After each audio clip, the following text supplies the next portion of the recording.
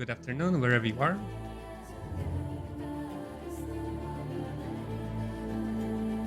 I really like this main theme of King's Bounty 2. So nice, so chill. So nice to listen to.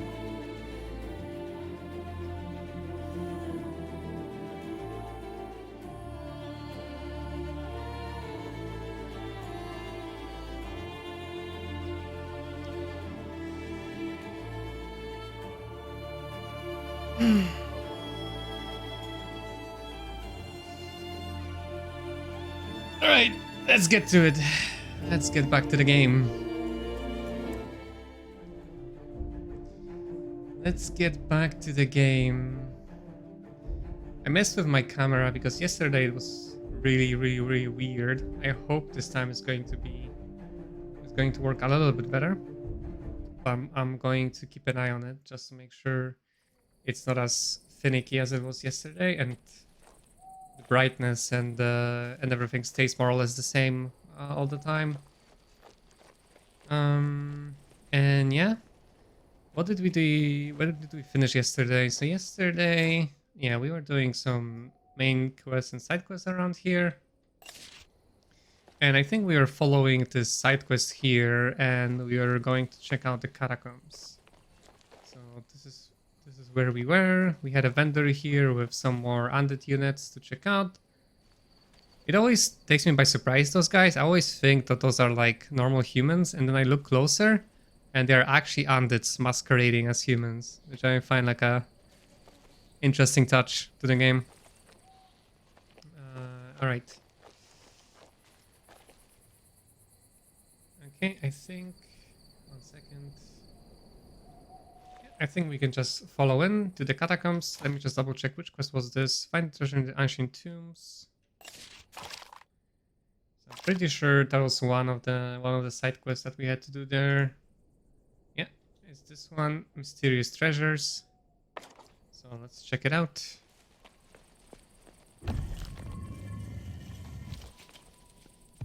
Okay, so we have another mini puzzle to solve right off the bat. And let's see what is the order of things this time around. Yeah. At first, after reading the message from Sujin, the serpent lover, Aldred the spear bearer couldn't help but laugh. But looking at his small army, he felt deep sadness. A treacherous indifference took possession of his mind, undermining his will, but cold rage sobered him and he led his soldiers to attack. Okay. Ah, I see. Okay, so we have a happy face, we have an angry face, we have a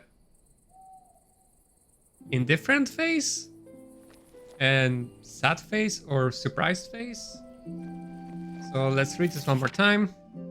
At first, after reading the message from Sujan, the serpent lover, Aldred couldn't help but laugh. So happy face. Looking at his small army, he felt deep sadness. So I'm guessing the sad/surprise face. A treacherous indifference took possession of his mind, so that indifferent face, and then cold rage is last. So happy face, sad face, indifferent face, and Could have come up with something more difficult. yeah, exactly. Wasn't too hard to figure out. Found the crypts. I hope the treasure is still inside. Okay, I was hoping for some combat here, but I guess it's straight to the treasure.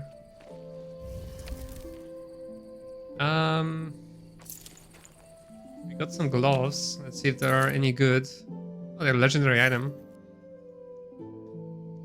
Merchants will offer 5% more gold when trading with the hero. Merchants' prices are also reduced by 5%. Okay, so this is basically gloves I could technically equip every time I'm trading with the... I'm trading, which is going to be a little annoying if I want to really min-max it, but I guess we can try to do so every now and again, if we remember about it. Okay. Wait, that was it? That finished the quest? Apparently so, okay.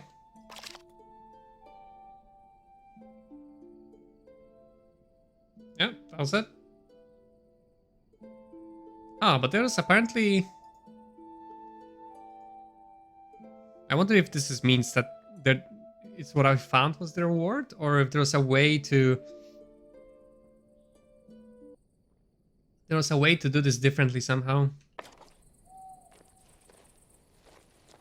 Ah, I guess we may learn about it. We may learn about it some other day, or maybe in another playthrough. I'm kind of curious if there's anything here. There's like a big path here that I can take, but there doesn't appear to be much here. Never mind. It actually just ends here. Well, there's a body here, but not much else. Okay, I guess we're done here, and we can just go back and take care of some other quests. I'm actually curious if I can engage in this main story fight here. From what I remember, it was actually quite difficult. And then, of course, we have this challenge, which we couldn't complete yesterday, which feels like it's very, very difficult to do. Oh yeah, we have some quests to complete here, though. So since we are here ready, maybe I'll try to complete a few more quests. Maybe get one more level. And then try to engage in that main story combat. We're probably getting there in terms of power. And we got like a lot more spells to play with play around with as well. So we are definitely getting there. Yeah, we can probably teleport here. Then go here. And then we could check out this place. Yeah, let's go back to the town real quick. And follow that one quest that we have already there. Today's a very important day for us, my lovely. But why? Because today,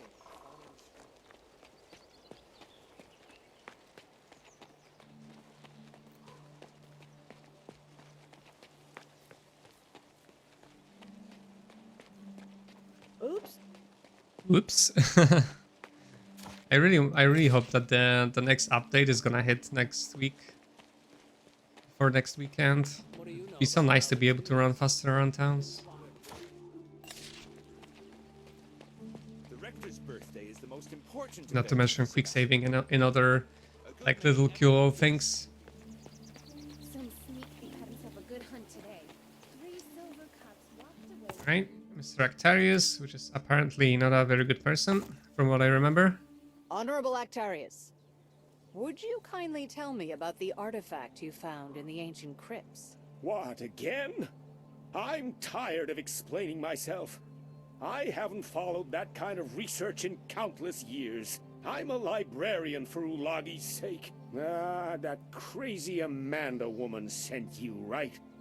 She's always nosing around where she's not welcome. Actarius, there's no need to get worked up. You don't want to run afoul of Prince Adrian's envoy now, do you? Oh, so you know the prince personally. What was it you wanted? It's just that I want to know why you needed that artifact, and where it is now. I don't know where the artifact is now. This was a long time ago. There might be more about it in the research log. You can find it in the alchemy lab. There.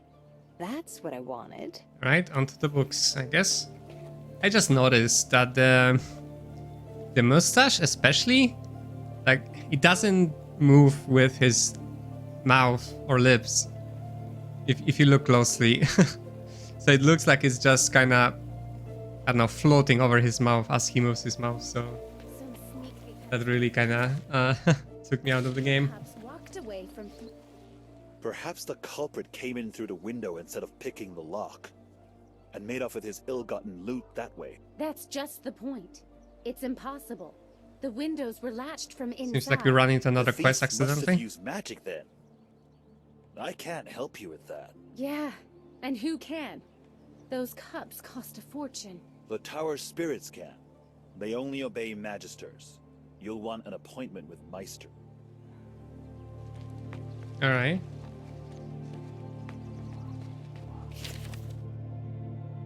My precious A, we adepts of the Unity led by the Herald are preparing to unleash the power that slumbers in the Mage factory. Yes, the ritual of unity will take place very soon. All those who take part in the ritual will be granted a legendary boon, immortality. I'll send my servants to fetch you to meet me under the aqueduct at midnight. I can't wait to see you. Yours, T. Okay, so we accidentally ran into some conspiracy letter or some such. This game could have had a few more weeks to fix things like that before launching. Oh yeah, I mean, definitely. I don't necessarily think that they can fix easily. I think this is just how they created the character models. So I'm not sure if this is one of the things that they could have fixed, but you know, things like quality of life, like running speed, quick saves, things like this, they definitely could have polished a little bit better, or I don't know, playtest a bit more maybe. Thievery? Nonsense. It was a magic experiment. Any mage worth his wand could see that. I suppose silver cups vanishing into the air was your doing. You could say that, but the reality is much more complicated. I don't think an outsider like you can appreciate the essence of my research. I'll try and explain the basics. Surely you're familiar with Cathon's treatise on the nature of things? I'd be surprised if you weren't. My experiment was intended to discover whether one's logoi can affect the concept of a silver cup. And it succeeded. I've read that treatise, and many more, my precious little disciple. You do understand you'll be arrested for theft, right? I admit I do feel a little bit guilty for depriving someone of their valuable possessions. Awkward indeed. It shouldn't be difficult to reverse the spell and have the cups rematerialize from the concept. All I need is the right ingredients. Do you happen to have some mana-infused water, a silver bracelet, and a crystal orb on you? I could go gather them myself, but I'm a little wary of venturing out right now. Let me check my pockets. Not at the Well, moment, I am a no. mage. That's not something like I But could have if on my I do person. happen upon all those things, you'll be the first to know. Is this something I pick up in town? I suppose so. Purchase a silver bracelet, which gives me order points, apparently. Okay, let's do that. It looks like another little quest that I can do in the town. I like how sassy your character is. Oh yeah, I like it too. I'm quite fond of her character, actually. It feels a bit inconsistent sometimes. Like sometimes she's, I don't know, a bit righteous, sometimes a little bit more, I don't know, pragmatic or like ruthless. But overall, yeah, it's just kind of like a sassy character that's, I guess, likable in that way. Should I purchase it with my hard-earned gold, I wonder? Coins I've spilled blood for, my own and others. Or steal it? I picked the main character, he's a little monotone. Oh, I see, okay.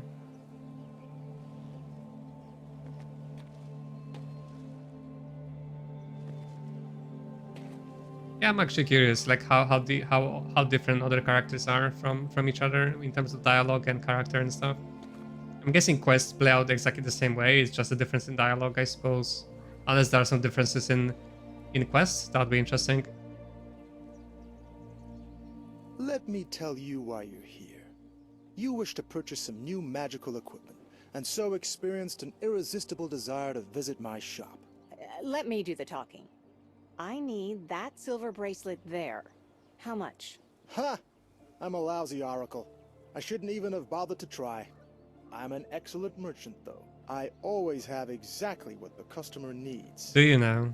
A bracelet made from pure silver at a shockingly reasonable price. Of course. That was just 10 gold. Okay, that wasn't even a decision here. Your character is a lot more funny and sarcastic than mine. Mine is serious and orderly. Okay, fair enough. I guess like the dude is just like a soldier, right? And Mage was supposed to be like a bit more independent, I suppose. I need to go there now. I wonder how's the paladin lady. My best guess would be that she's just like a goody two shoes, always wanting to do good.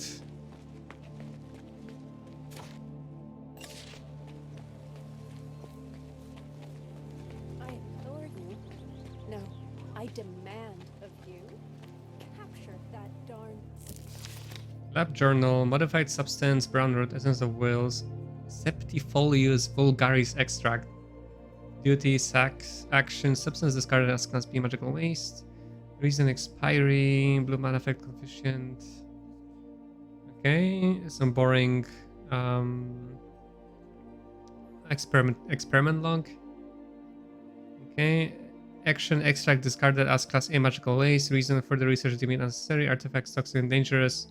The artifact has been buried according to instructions. Any questions should be directed to lab workers. Okay. So the sax person looks to be our culprit here. No, I demand of you, capture that. Yeah, I haven't darn seen many people spear. play her. Castle I'm Arden curious. is my ancestral Yeah, home. I guess It's like not in the best condition right now, but I historically can't allow in rogue King's elemental Bounty to games, tear like the it down. paladin tended to be like the most boring class because they just focus on numbers, right? They're kind of in between the mage and the warrior, and they just focus on having like big army and that's it. Richer than the king.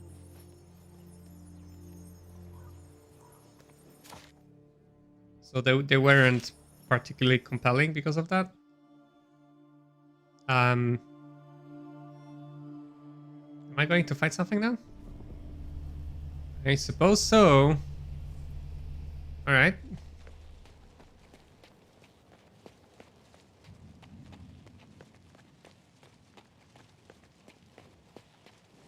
But yeah, but at the very least, like the fact that we have like 3 different characters, right, with different voice lines and everything, like adds a lot to replayability.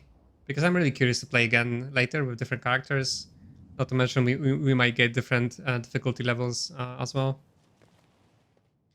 Right, I think this should be doable. The Spirits of Light are going to be a little bit tough. Well. This is a very strong enemy. We have a bunch of eagles here that will be on my units very fast. So I'll have to play very defensively here, I think. I think Spirits of Light were vulnerable to magic. Okay. And those guys are probably vulnerable to fire. Yep. So this is gonna be close, but I think we should be able to take this on, albeit we'll probably have some losses here. Not to mention trying different faction paths, Anarchy power, that's it. Oh yeah, that's true as well. Like I'm curious to try out Anarchy at some point, because it doesn't really belong to any class, right? It's like a one neutral path that any class can take. There is no like Anarchy kind of character, right? We only have order, power, and finesse. Alright, this might be a little bit tricky. Well, it's called Equal Enemy, so I think I might be underestimating them here quite greatly, actually, now that I think about it, because the eagles will be on me very soon. Then again, they don't deal... Well, they deal quite a lot of damage. And Spirits of Light, well, they're unupgraded, so they don't have the ranged nuke. So that might mean they won't be so strong, so... And otherwise, they're actually very slow, so I won't have to worry about them for a long time. So I might be able to just focus on Eagles and Griffons that will jump on me. So let's give it a go. Let's warm up with a tough fight and see how we do. Yeah, because the Eagles will get to me like real quick. And I really have to make sure I'm probably gonna just turtle up here.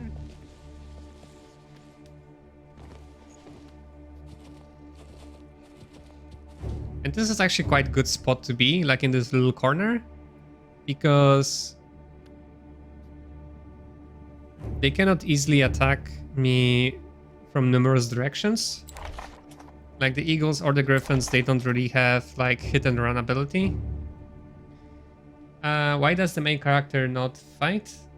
It's like a tradition in this type of games where the main character is just the leader standing behind the army and giving orders. And the leader influenced the army in some way. Like I'm playing a mage, so I'm not influencing my army too much. But but instead I have powerful spells, while other characters, like the male warrior, like he gives a lot of bonuses to the army, to make the army stronger. But yeah, but the main character doesn't fight; they just stay back and observe. So yeah, so my position here is actually pretty decent. Like, I'd prefer not to fight the Spirits of Light here right away. So I could possibly just... Oh, I guess it's the same here. It also will take them 2 turns to get here. Here could be possibly like a better shooting position for my heavy crossbowmen, but maybe this is actually better. That's probably healers in the corner. My most tough units on the front lines, and with this position,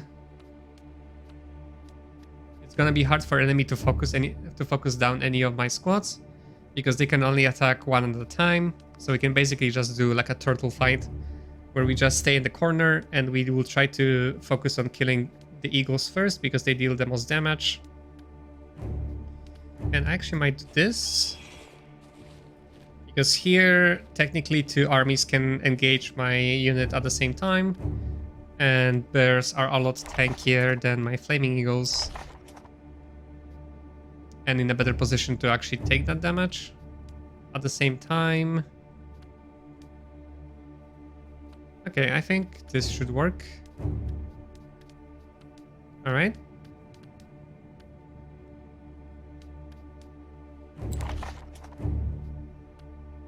Okay, I think this should work. At the same time though, like the Spirits of Light, they deal magic damage and are vulnerable to magic damage themselves. So my Spirits of Light in return might take a lot of damage from those guys here once they finally approach. Unless eagles are going to block the path for them. Well, we'll see. If this doesn't work, I'll probably switch up the bears with Spirits of Light here. So let's try this. And since I'm going to get attacked real quick here by the eagles, I am going to weakness them right away. Then again, I'm not going to get attacked by griffins right away. So it might be worth actually casting some other new spells that I've gotten. Like Disease. I forgot to upgrade it actually. I still have it only level 1. Damn it, so probably weakness it is because I can apply it to multiple targets. And I'm not sure if it's worth actually applying it to the griffins, because they are not the biggest damage dealer. It's probably going to be the Spirits of Light there.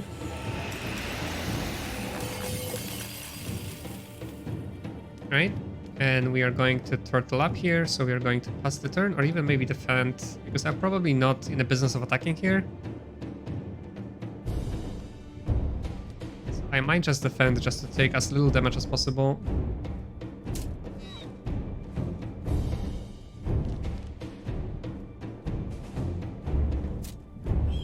Okay, this Griffin positioning is actually really good because it slows down the approach of the Spirits of Light there.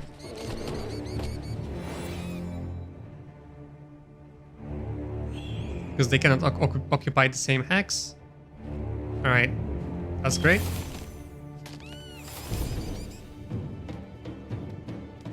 And... okay, who can I shoot? Sadly, not many units. I could attack the eagles here, which is probably what I want to do. There's only 3 left here, but there's still 4 left there. So I'm gonna attack them and make sure they stay there by immobilizing them.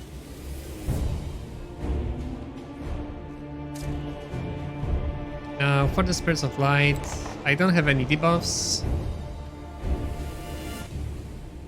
So I can just attack here, and I can attack for free with them, or without taking any retaliation damage with my ability. Do I want to attack those, or do I want to attack the eagles here? Let's see. Here I kill 2. I kill maybe 2 here, so probably it's better. I deal more damage here. I could start working on those Spirits of Light though. Those guys I don't have to worry for a long time. It's gonna be a long time before they can get to me.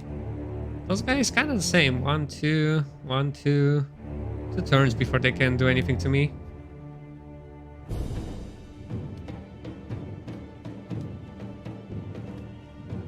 Yeah. Let's start working on. Let's attack those guys.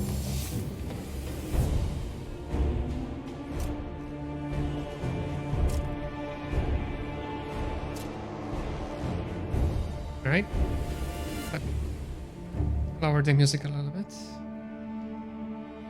Right. Healers. Now, bears still seem to be fairly healthy. Like I think they have over half HP.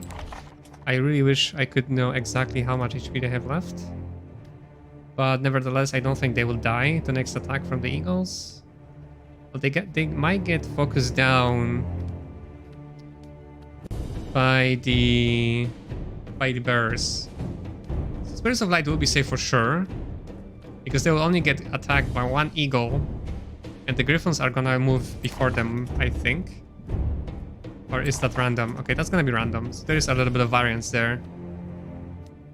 But I think bears could be potentially in bigger danger because they can be attacked by 2 units at the same time. So I'm gonna focus healing them.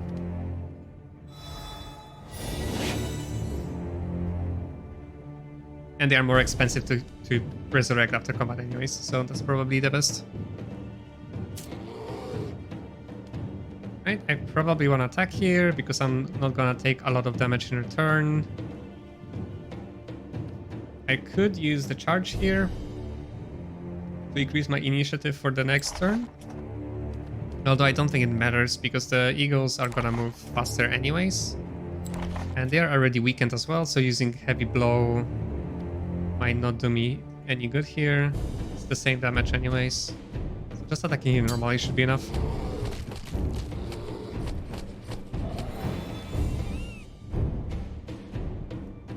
Sadly we didn't kill 2 almost.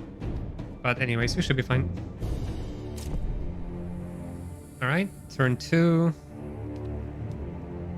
I could heal the Spirits of Light here since we are in defensive mode anyways. That being said, the Spirits of Light here will be attacking, but they are not really killing my Flaming Eagles because they have high magic resistance. So I don't necessarily have to worry too much about Eagles here. I could just wait because there might be a good opportunity to use Eagle Dive later, so I think I'm just gonna wait. I just need to decide which spell I want to use. I could just summon here and hope that they will focus on the summons instead. Or I could just heal Spirits of Light to make sure that they stay healthy and nobody dies, which I think is what I'm gonna do.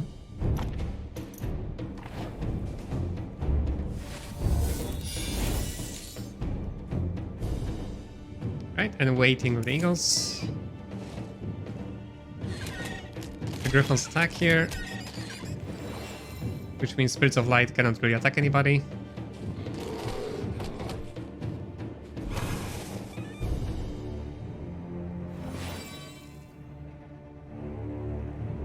Alright, the initiative went very well here. So we dealt with the eagles, we didn't lose anybody. And now we just have to worry about the griffins and Spirits of Light. Griffins I can probably just keep there, since I cannot really target the Spirits of Light at the moment. Probably I wasted that immobilization there, didn't need it.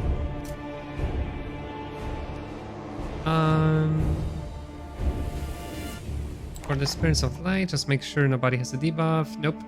And we are just gonna stay here. There's no point attacking, really. We're just gonna lose 1 Spirit of Light if we do that.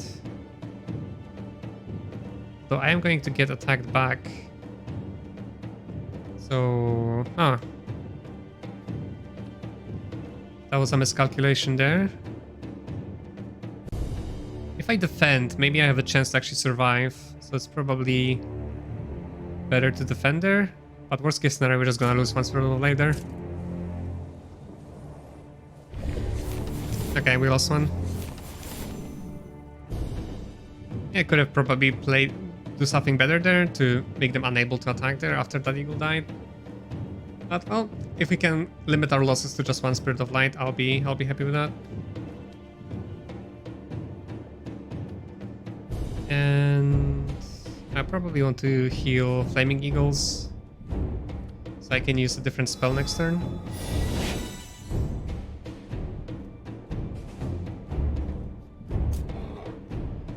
For the bears, I could potentially attack the griffin there, but then I'm gonna be exposed to the Spirits of Light, which is not something I want to do. And it's going to be random who moves first, my bears or the Spirits of Light. So I'm just probably going to defend here. There's no reason to attack those griffins anyways.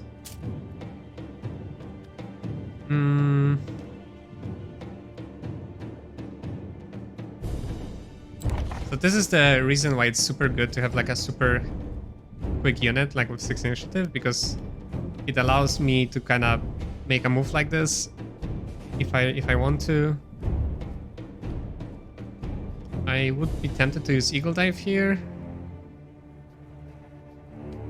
Oh, interesting. So even the AoE ability cannot really target hexes that are on different elevation level, because I cannot do damage to the Spirits of Light here, even though I'd hurt my own Spirits of Light obviously in the process, but interesting. Say Mages attack the Griffins here in this scenario. Yeah.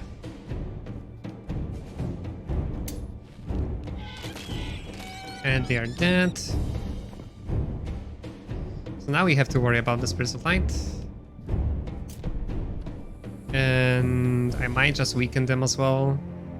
Or maybe even use the disease spell. I want to try it out. So this will make them take 30 more, like vulnerability to all damage plus 30, and then they will also gonna deal 30% less damage. So it's like basically improved weakness. Apparently they are immune to it. Immune to spells, to such spells as Source of Magic and Shield of Destiny. I guess that includes disease for some reason. Alright. Okay, in this case, I might want to just nuke them.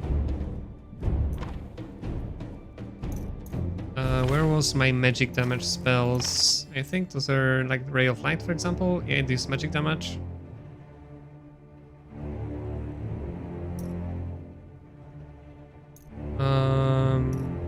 Was there anything else that dealt magic damage? Cold damage. Okay, I think this is just a Ray of Light, but it's not gonna deal a whole lot here, right? So it's probably not very good to cast. Healing also is not very good here.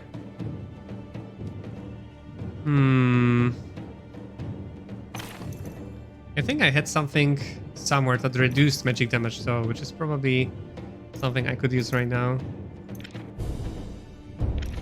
See if I can find it.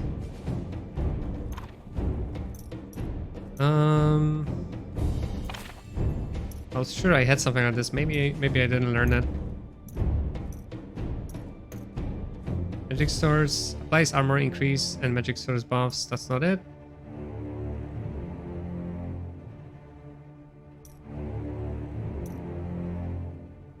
I may just use Celestial Fire here on on Flaming Eagles. That way they're gonna deal a lot more damage to Spirits of Light. And Eagles themselves are highly resistant to magic damage as well, so this should be a good exchange. Because I need to work on them before they do any more harm to my own Spirits of Light, and that was perfect. We got a crit and we dealt with 2 of them.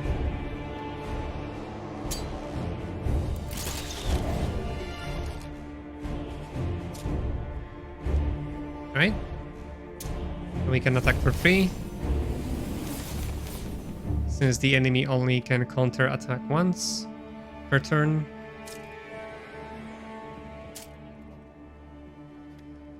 Yep.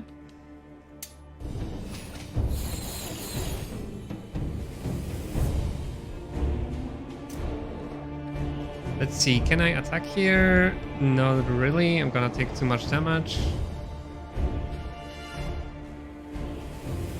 And what if I use Weekend? Okay, in this case it should probably be fine. So let's power up the burst. And let's hope we are not going to take a critical heal. Okay, nice. We can just heal them up. Make sure they survive.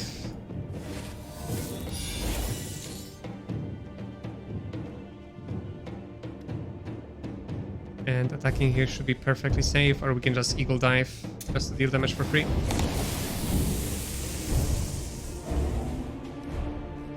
Oh, interesting. The magic saturation buff from the spell applied to the abilities as well, which is great. Okay, so we lost the Spirit of Light. Could have maybe avoided it if I played it a little bit better, but considering that this was an equal army, I think this was a fairly good fight regardless. Right? Just one of those fights where technically the enemy is very strong or as strong as you are, but because they are, I don't know, very slow or because of the terrain advantages and good strategy, you can actually win the fight easily. And there are opposites of that, where the enemy is technically a lot weaker than you, but because of the type of unit or because of the terrain and other circumstances, the fight is actually very difficult.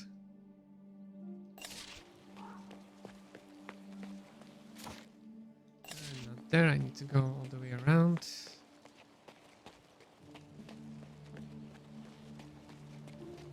Never mind, I thought that was a shortcut, but nope. I have to run all the way around.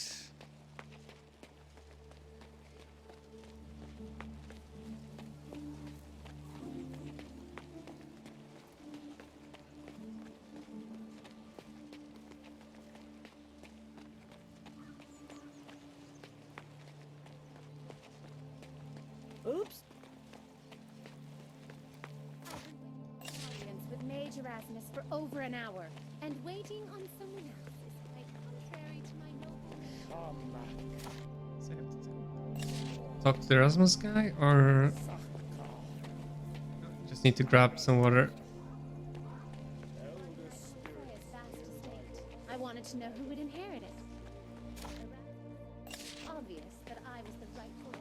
Also, since I hit level 15, I was looking at some of the items that I had from the pre-order bonuses, and there's this Staff of Harmony, I guess it's called, that I could technically use now, and it's a lot better than what I have now, just in terms of raw stats even.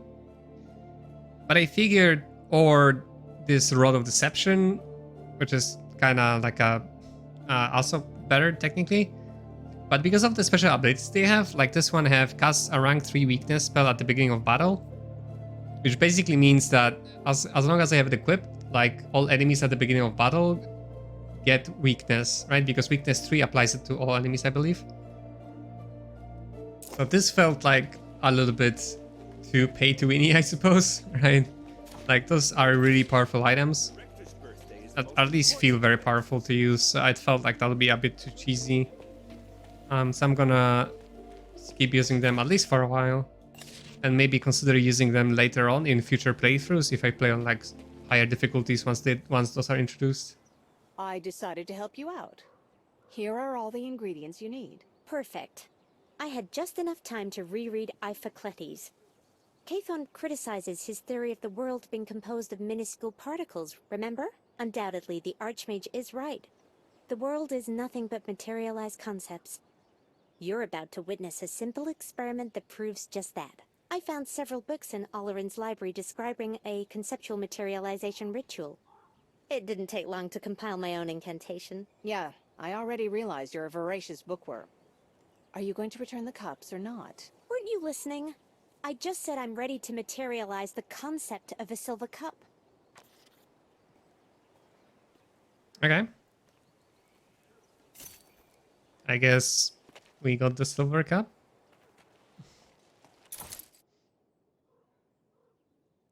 Yeah, there it is.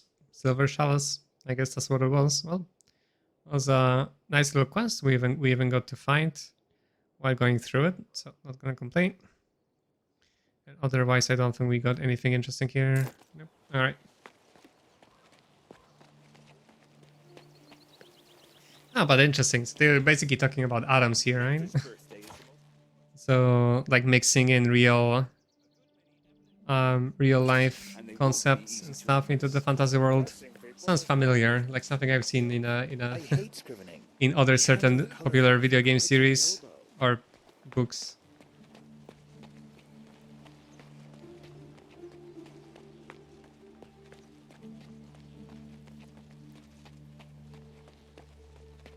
But at this stage, I'm pretty sure that the devs were really inspired by the Witcher series when making this.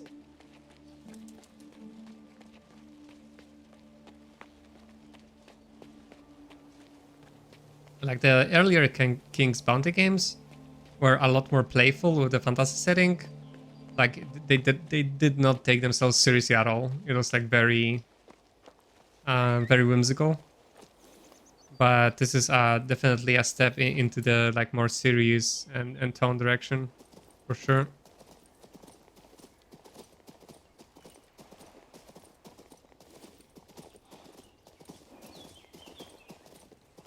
So since I'm going here, I'll follow this quest and then maybe I'll give it another shot to this challenge here and see if I can do this any better.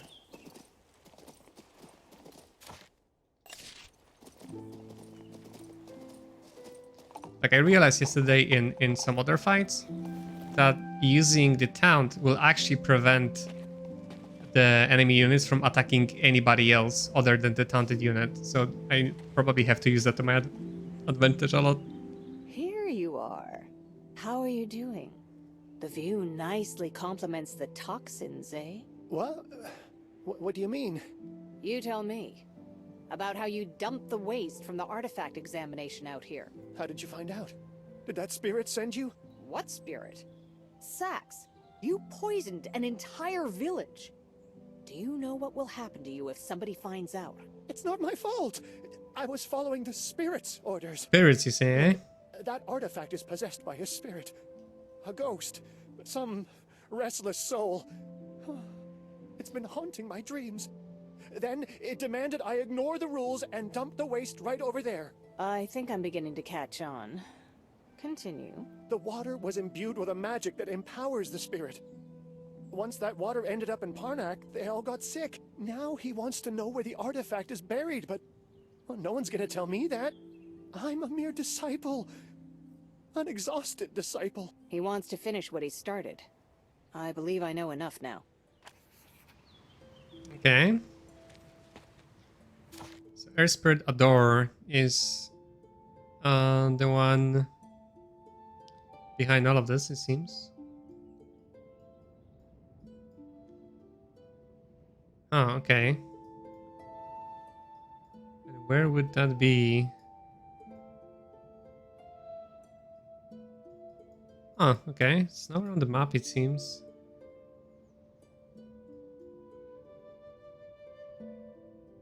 Ah, there it is. Okay. So, yeah.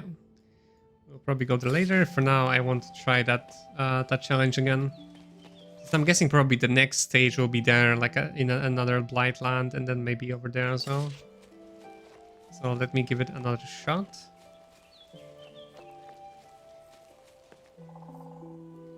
Okay, I thought I got stuck on the train there for a second. I'm not sure if... Let's see if I'm good enough to do this time. Another blotch of blight. He was able to... His army is Yeah, waiting for you. we seen that conversation already. Bro, what happened if your troops died and you don't have money to buy? How do you deal with that issue? I would imagine that might be like a soft, how do you say? Like a soft end, like a soft game over, in a way, right? So like if you run out of troops and you don't have any money, then I'm guessing like your only choice is to try to run around the world and find some more money or sell some of your items and to buy the troops, right? But then if you run out of that, then you might actually get to a point where you just cannot progress the game anymore and you have to start over, I think. Because the like the resources are finite in this game as far as I understand. There's finite number of things to find and finite number of fights to fight, right?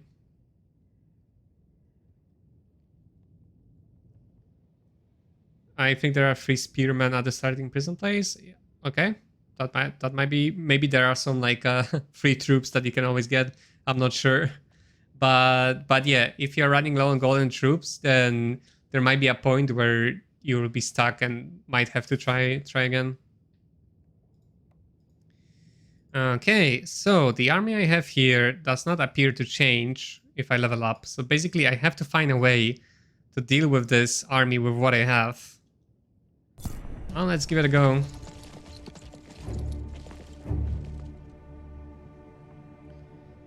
Let's see. So yeah. So like I was saying, I think the taunt ability here is going to be extremely important. And I probably have to, whether I like it or not, attack the Holy Warriors with my cavalrymen. And then, because those guys deal extremely high damage. Because they can also crit, right? Even though the Soul Eaters technically deal more damage, those guys can crit and deal even more damage. So let me try this actually. Those guys have 6 movement. 1, 2, 3, 4, 5, 6. So I have to put them here. So 1, 2, 3, 4, 5, 6. Attack the Holy Warriors. Then use taunt ability on the knights, so that only knights can get targeted. Like, the enemy literally cannot target any other unit. And just keep the knights here in the back.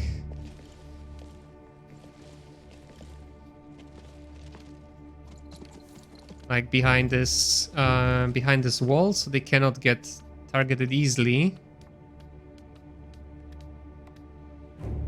Maybe like so.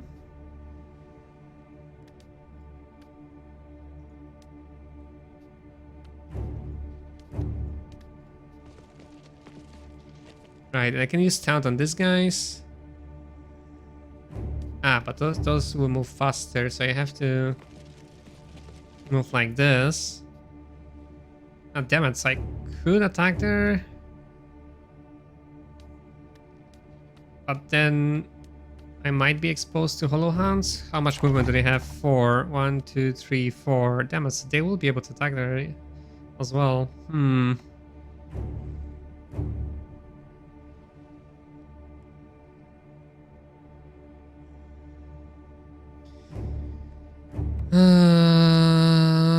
So that is not exactly what I wanted. And the Soul Eaters are gonna move faster as well. At the same time, if I wait with Cavalryman, like that is also not good. 1, 2, 3, 4, 5, 6. Damn it, this is difficult.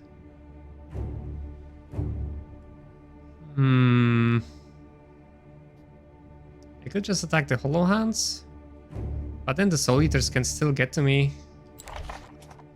And they are gonna deal like shit ton of damage. Alright, let's try this. Let's see how it goes with just charging in. If that doesn't work, I'll try waiting and see if that changes anything. Oh yeah, I can increase the initiative so the knights actually move faster. So maybe that's why they give me the Inspire spell here. Right, because then they'll be right after. Which is exactly what I need. So I can actually attack the Hollow Warriors. Okay, let's try that.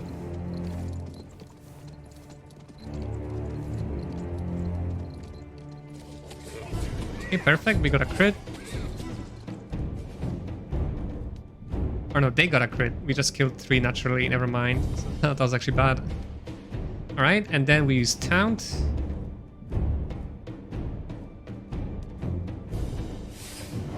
So now the enemy can only target those guys and nobody else.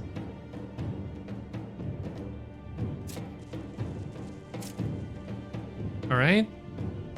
And Taunt doesn't last for long, right? 2 turns, okay. So yeah, but we have to save this one for later for sure. Attacking here is pointless, so we may as well wait. Now we probably have to cast Stone Skin on the knights and then on the cavalrymen as well. But first on the knights. And heal the cavalrymen, like we need them to survive.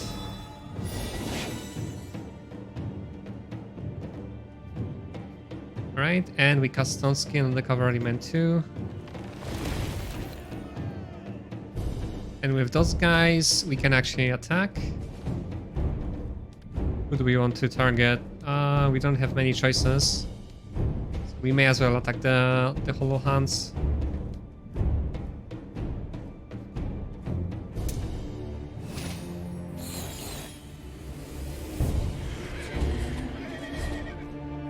Right, perfect. That was controls on attack, so we got a free damage on the skeletons, almost killing them. And they dealt barely any damage to the... Okay, so this is how you have to deal with this fight, basically. Okay. Alright, I like this. I like this. This is the first like real challenge fight out of those 3, I feel. That you really had to figure out like the puzzle, right? How to deal with it. I still don't know if this is enough, but it looks to be. Like using taunt ability is basically what you have to do here. Okay, so I'll have to save up those guys basically for later.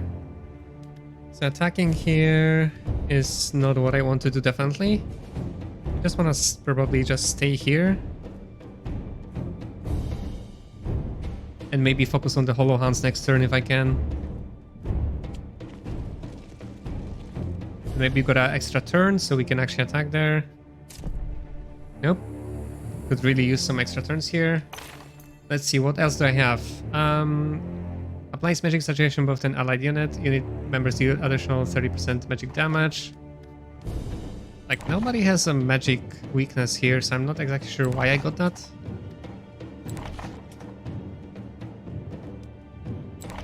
And nobody's, I think, particularly weak to magic damage. Like, they all have like a high magic resistance. But I'm guessing maybe this is why I got it in the first place, right? Well, we may as well use it.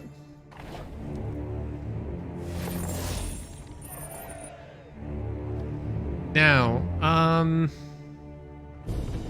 let's see, how is the initiative looking here? So attacking here should be fine, because the Soul Eaters should not be able to attack anybody else other than those guys, right?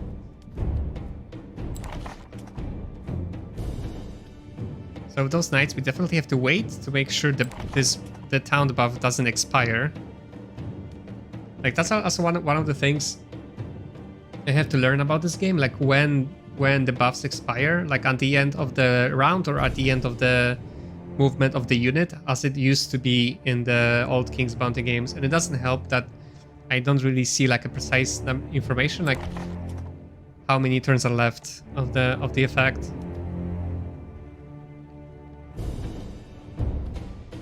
But attacking the Hollow Warriors here seems like a better idea. Although I need to deal with the Soul Eaters next.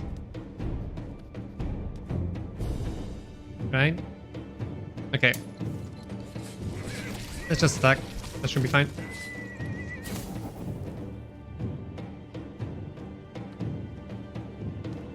And then we can defend.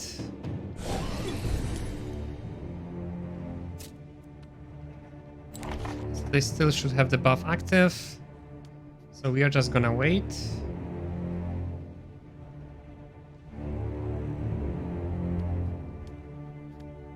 Although I could run away from the giants. That actually might be a better idea. To kite the giants around a little bit, right? I'm probably gonna get attacked by hollow hands regardless.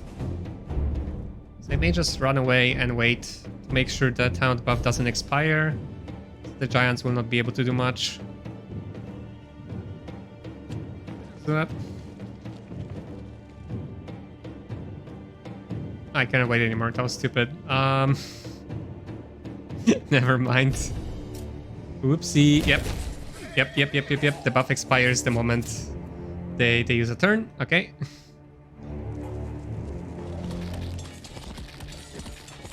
That was extremely bad of me. I should have just waited there.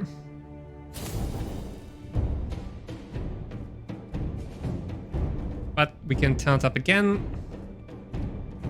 Make sure we don't repeat this mistake.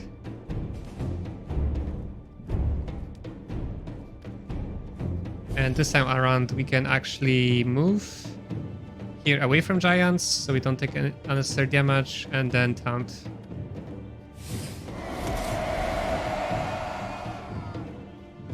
Alright. Probably want to heal the cavalrymen. Make sure we don't lose any more. We still have to somehow deal with those giants and the soul eaters after all. Okay, there is nothing more I can do. For those guys, do I have to heal? Not really. So may as well... I'd like to attack the soul eaters there, I think. Rather than the hollow hands. The hollow hands will probably die to the knights anyways. So let me try to attacking soul eaters. And once I deal with the soul eaters, I can then focus on the giants.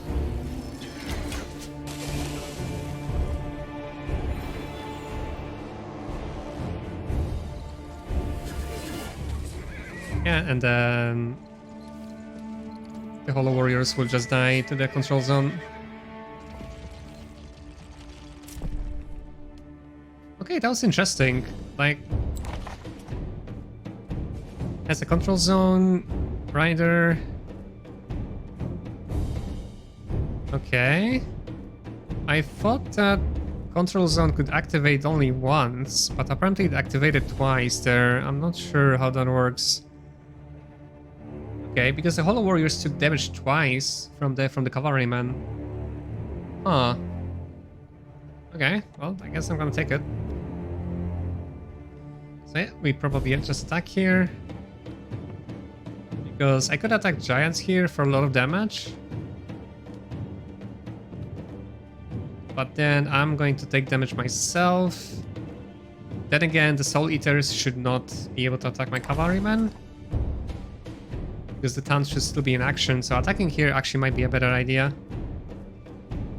Because I'm going to deal like maximum damage this way. And I should not die. How much damage I'm gonna take from those guys? Only a little, but there is a chance if I get a crit in return, I might actually die. Or I might lose one of the cavalrymen, which would be bad. At the same time, I have to attack the giants eventually.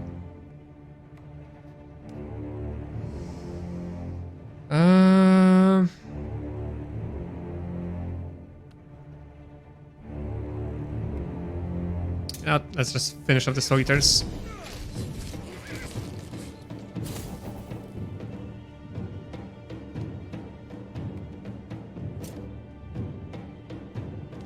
Right, so those are the guys that still have the taunt in effect, so I have to wait with them to make sure the taunt lasts for the giants.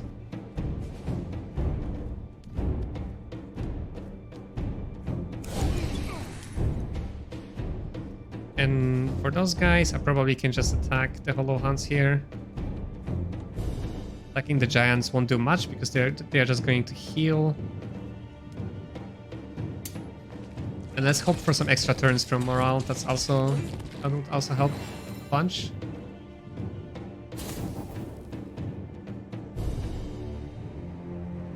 Sadly, nothing. I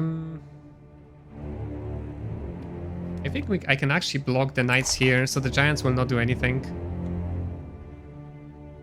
But then I'm gonna take retaliation damage, so I'm gonna lose a unit regardless. But I think I'm gonna... Because if the knights take damage here, I actually might lose 2. Because the hollow giants are can possibly kill 2 or more. So losing 1 knight here seems like a better idea. Okay, let me do that. Of course, with a crit in return. And this should mean that the giants cannot really attack anybody here. And... do I want to heal? Do I want to attack the Soul Eaters there?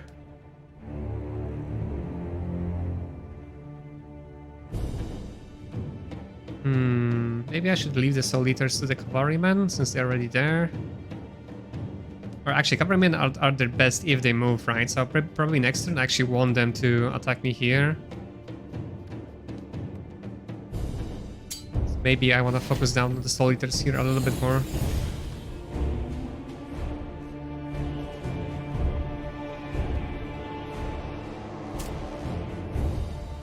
Problem is now that I cannot really do anything with those guys. I can only heal. So we may as well do that. Or well, if the giants actually decide to move away, then we can do something. Let's see.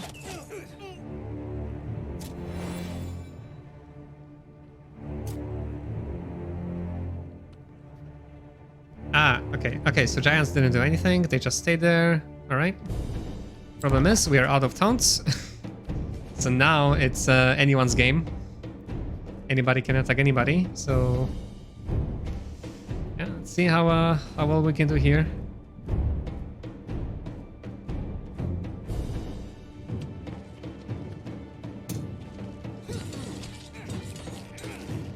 Nice, we got a crit. I could really use some extra movements here, but sadly we're not getting any luck with our 20% chance for extra turn. Which in the end might be the deciding factor here as well. Okay, so unfortunately there are still 2 Soul Eaters left alive there. Now they can attack whoever they want.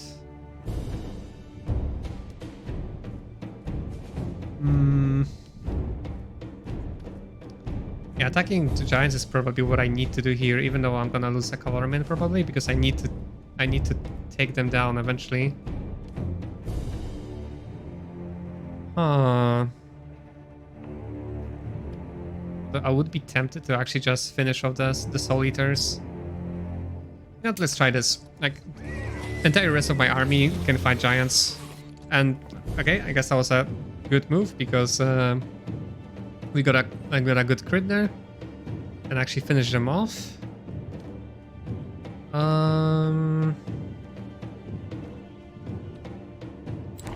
Wait, this is not an AoE attack, right? Damage deals a lot of damage and inflicts stun debuff on the selected enemy unit. Okay, so it's not a AoE. I got scared for a little bit. I would get AoE down here, which would be really bad, but it's fine. They'll probably just attack disciples and obliterate them. And we actually don't want to move closer with the horsemen because they want to be far away to get the full damage, and we can block the archers here from attacking. Alright, it's just the giants left basically.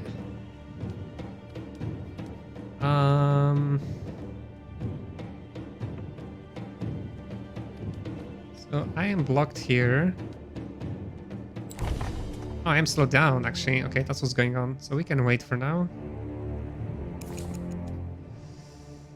As for those guys, so what attacking? Attacking here doesn't do much because they are just going to heal at the beginning of their turn. So I may as well just wait or defend actually. And hopefully they will survive.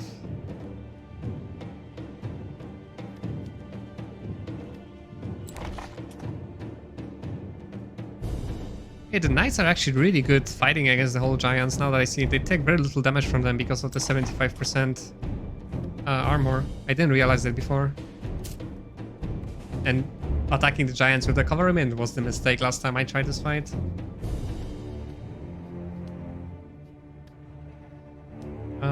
Same story here. Attacking the giants right away will not do me too much.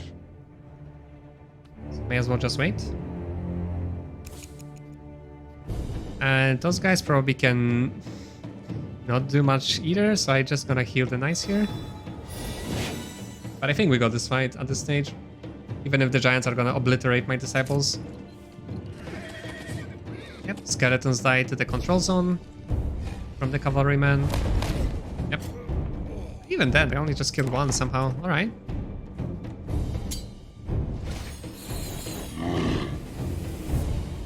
Nice-oo.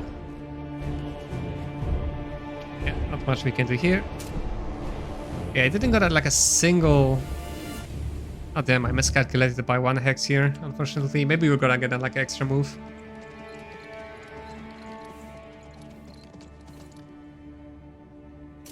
Nope. Would be nice to get one, at least. Oh, I guess now we may as well attack.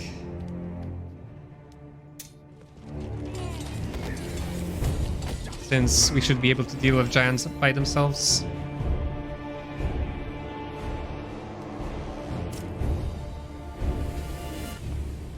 Yep, may as well just attack here. We're gonna kill one for sure. Right, sadly not much you can do with those knights. They're slowed down.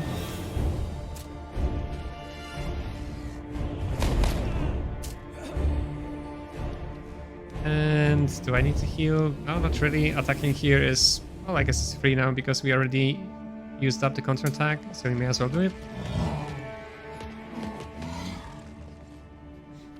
I like how they just clubbed him with the scepters, like... Those guys are brave. I will give it to them. May as well just attack. Oh yeah, we can do this, so we get the maximum damage. And now attack.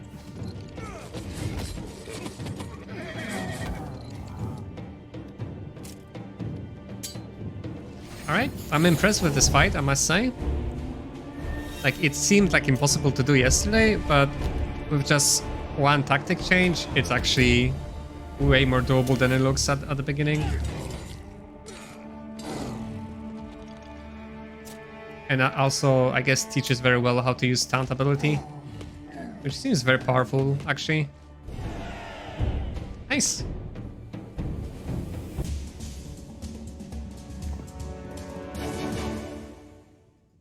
Nice, and we didn't even lose that many units, to be honest. Like, 2 guys here, 2 guys here, only 1 cavalryman. Okay.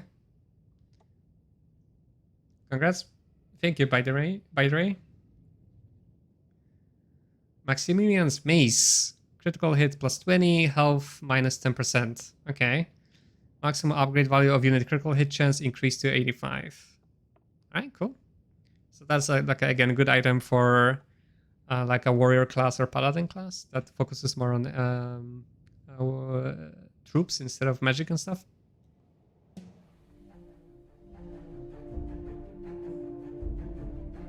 So yeah, it turns out the taunt is a very powerful ability in this game.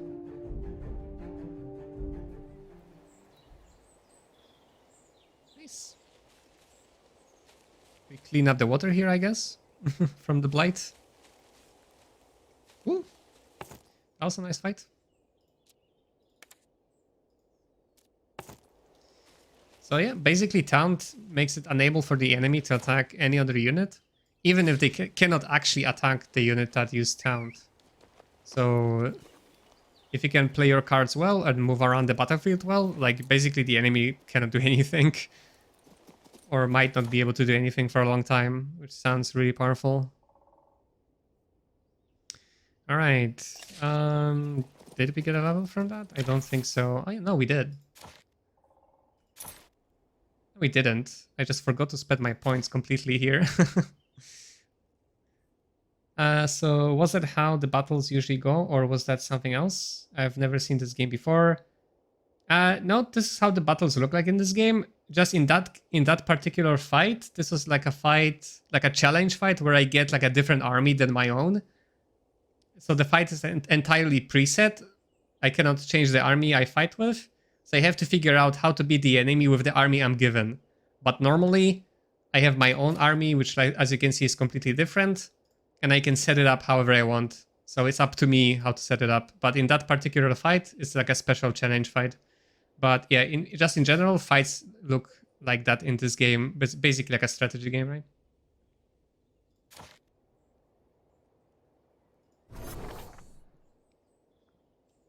Alright, we are going to take the Elemental Rage 3 here. Whoa, here is predicting spells by 100%. Nice, alright, so my dots deal twice the damage. That being said, I'm not using very many of them, but maybe they will be more effective now that they are upgraded. We'll see. Worst case scenario, we can use our reset talents. Free reset talent. I'm guessing I get like one free reset per game or something, and the next ones are gonna cost me. But most importantly, like this, even if I'm not gonna use the spells, not gonna use this effectively, it unlocks me this ability, Secret Advantage, which gives me 10 magic power, which again powers up my spell even more. So that's why I wanted it in the first place. So I am very close to level.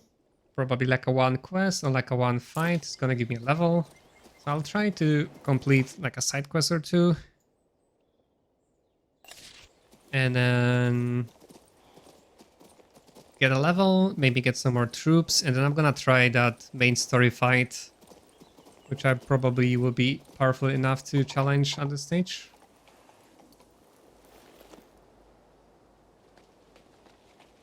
And that might unlock like a new town maybe, like with some new vendors and new units, which is like the most exciting part of the game. Finding new units, testing out new units and stuff. Like right now I've been using the same set of units for a long time because they've been serving me well, but I'm eager to try out some new units at some stage once I can find something I like.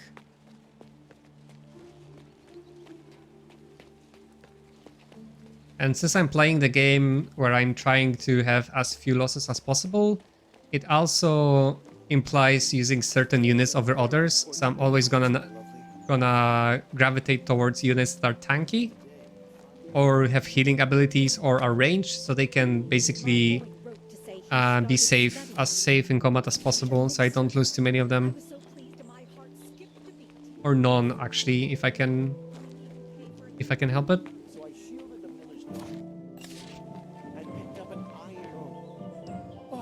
I'm so glad to see you.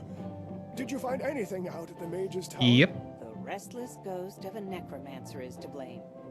He commanded a disciple from the tower to pour enchanted water down onto your village. The water contained a dark magic that nourished the necromancer's spirit. Something deadly for humans. That's what poisoned the villagers. But why did this ghost want to harm our village? What did we ever do to him? There's no why to it. The mages would have noticed the spirit and banished it at once. You didn't sense his presence, however, so he latched onto you like a tick. What now? Will this entity feed on our strength until we all wither away to empty husks? Who knows? The spirit's power is contained within a certain artifact. Destroy the artifact and your life force will return. Too bad I don't know where it is. Oh, why did I get tangled up in all this? There's no hope left for us. If someone could find that wretched spirit and bring it to justice. The entire Someone, village is eh? dying and no one cares. How is that possible? You work for the prince, don't you? Help us. Amanda said the artifact had been dug up from those crypts on the other side of the bridge. Oh my. All right.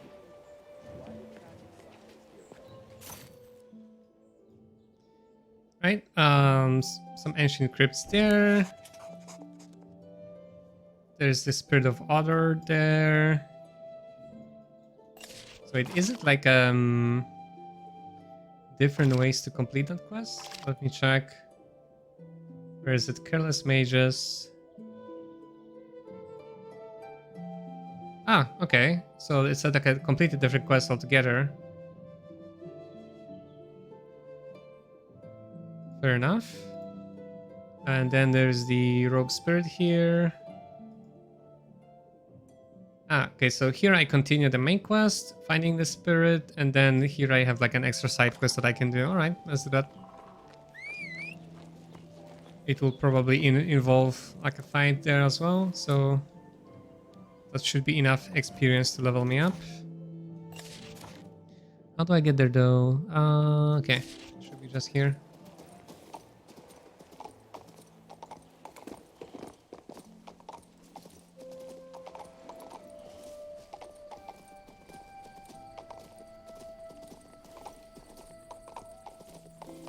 That should be here, right?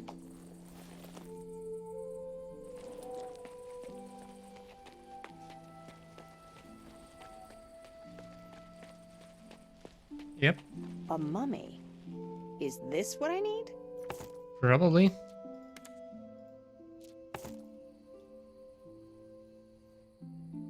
Hello? Mummy spirit, reveal your name. My name was Molino. It does not matter now, however.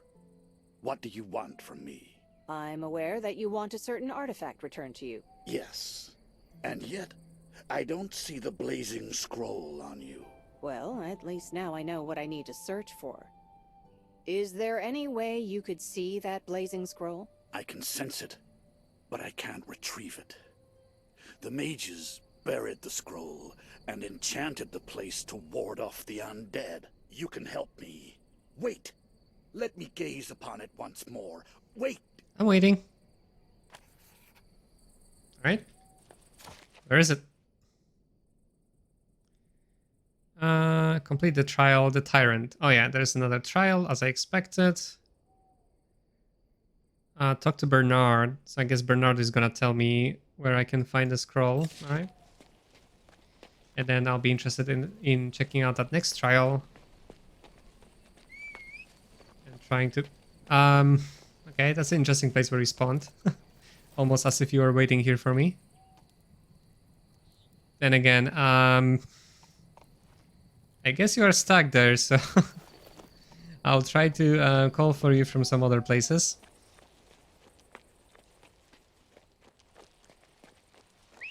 Okay, let's try it again.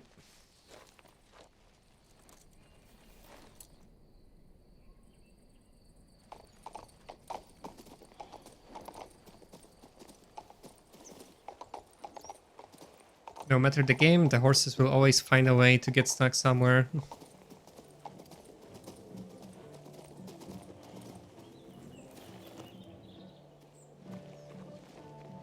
So I shielded the miller's daughter with the necklace. The cause of all your troubles is a necromancer named Molino.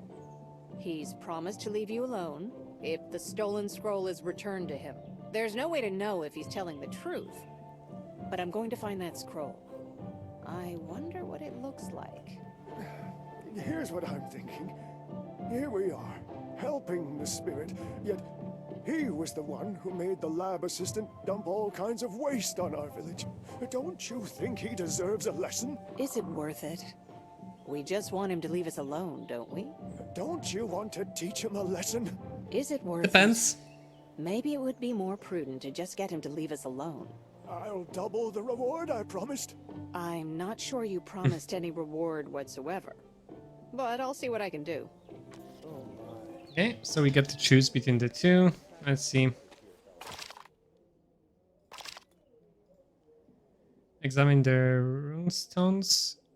Well, I guess we'll be able to choose... Oh yeah, punishing him is probably going to be the anarchy road, I would imagine. Although, I would honestly punish him. Like decimating an entire village seems like a good reason enough for punishment.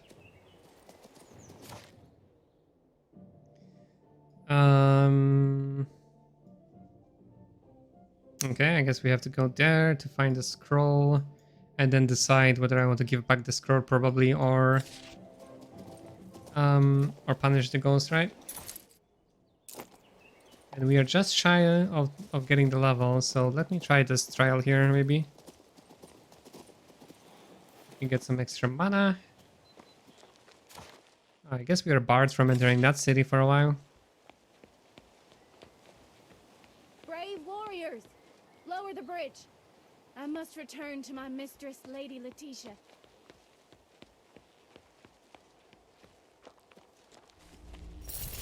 Right, we got some yummy mana. And we have a bunch of mana again we can use to upgrade our spells later. But let me try out this trial here. Meeting, Seer. And another battle. And another battle. Tyrant is an ancient mage from the Serpentine Age who conquered flames, darkness, and gold. He will lead hordes of gargoyles, undead, and a powerful bone dragon into battle. Uh-oh. He will smite all creatures of the void. Are we gonna face a dragon? Or I am going to use a dragon. Let's check it out.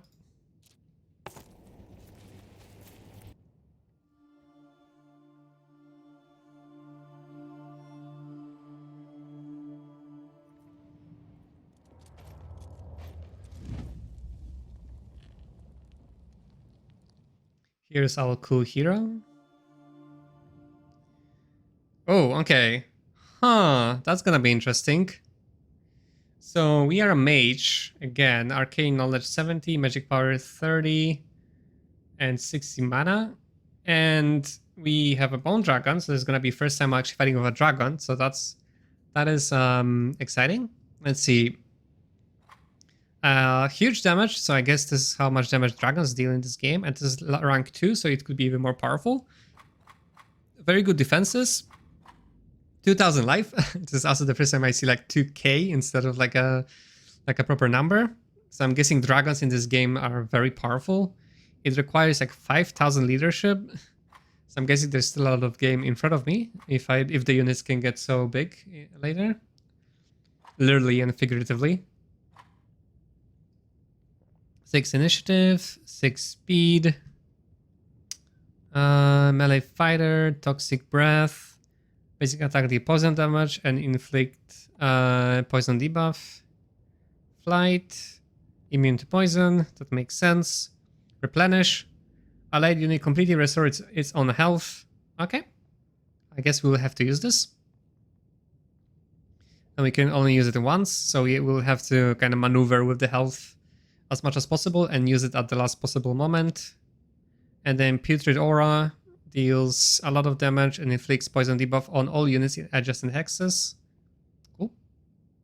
Consumes attack AP, cooldown 3, alright. So we can actually use it on cooldown. Yeah, it's very cool. And gargoyles, which are also quite powerful, although they are rank 3, so they are like at their finest. It's a finesse unit. Okay, damage, very strong armor, as you could expect from a gargoyle. And yeah, decent crit as well, and very fast.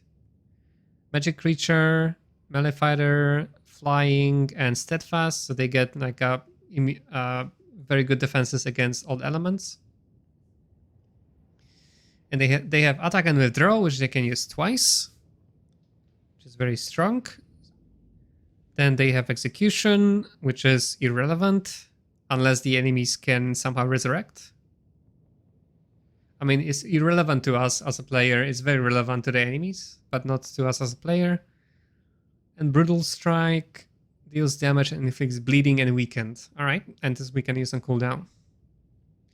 On the enemies, do we have something new? We have Hollow Blades, which is level 5 blight unit with very good damage, decent amount of health and defenses, so all around good unit. And they have the usual blight, the melee fighter, strength of mind, so they cannot be afflicted by mind control spells. Swift strike. Oh, a first unit that prevents counterattacks that I've seen. Ferocious, basic attacks have 50% chance to deal 30% more damage. So like a mini crit on top of normal crit, which is very scary. Furious, unit gains +3 critical hit chance and +10 damage after each basic attack. This bonus stacks. Ouch, so the longer they live, the more powerful they get. Void Slice deals a lot of damage and inflicts desecration debuff. They have Taunt, which is super scary. And Battle Cry. Allied unit applies damage increase buff to itself and allied units in adjacent hexes. Alright. Unit members deal damage +50%. Damn, those units do everything. Holy shit. And there's quite a lot of them to deal with. There's the Hollow Giants, which we've seen before. Soul Eaters. Yep. So Hollow Blades are the main threat in this fight. The Soul Eaters and the Hollow Giants look really weak compared to them. Alright, let's see. And also, I'm curious what kind of spells I'm gonna be getting here.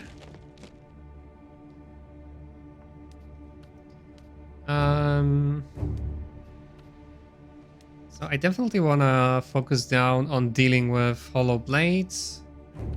Probably want to avoid fighting giants if I can help it. So maybe like staying on one side of the battlefield might be a good idea, and try to... So in this kind of situations, you kind of want to choke the enemy as much as possible, right? So you don't let everybody attack you at the same time. So standing somewhere in the corner where only like one unit can attack one of my unit at the same time would be ideal. We could do this to an extent here. Yeah, probably those two spots there could be very good, because here only one unit can attack my units each at the same time. Oh, never mind. Here they can attack too. But I could put the dragon here because the dragon benefits from being surrounded, and I could put the gargoyles there eventually. Could be one way of doing that. Could do so here actually. Maybe standing here. No, here they can be attacked from two. Maybe that is what I actually need, right? So I could try to play this defensively to start with, because it's gonna take a while before the giants can get to me, and those guys are fairly fast, and the soul is the Soul Eater, so they are gonna get to me first probably.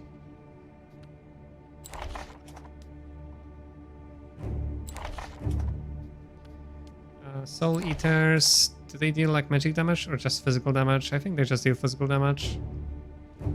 Yeah. Okay. Try to playing it like this to start with, and we only have one spell available. Oh, never mind. We have some more. We can cast Arcane Vortex once, which gives resistance +25.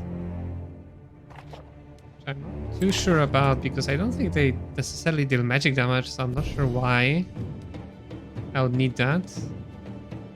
But I guess this deals magic damage. Yeah. So I may be needing it next turn. We can use Rain of Fire, deals a lot of damage and inflicts burning debuff on all units in a 7 hex area.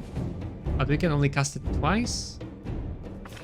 Or we can use Plague 3, deals a lot of damage and inflicts disease debuff on all units in a 7 hex area. Unit vulnerability to all damage +30, unit members damage -30%. Okay. So I definitely want to start off with Plague.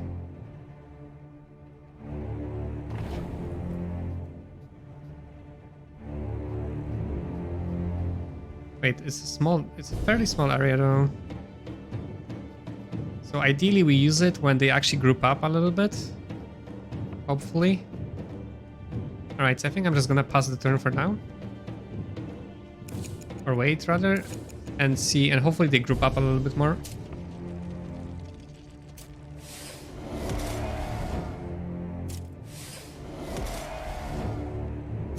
Okay, they always taunt, which is great. Alright, that works for me. And I don't think they group up really well. No.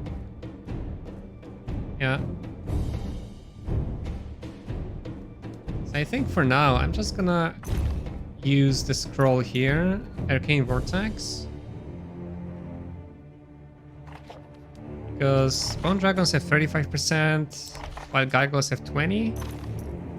I'm just gonna use this on the Gargoyles. For next turn, basically. And yeah, of course I could attack here. I could always just fly there. Use the taunt ability if I want to, because that's gonna be basically free damage. And then run away next turn, but that's gonna provoke 2... That would provoke 2 controls and attacks, which is probably not great. So I think I'm just gonna stick to my strategy. Oh, I can actually cast 2 spells a turn, okay. That's also useful knowledge. Okay, let me actually stick to my strategy here.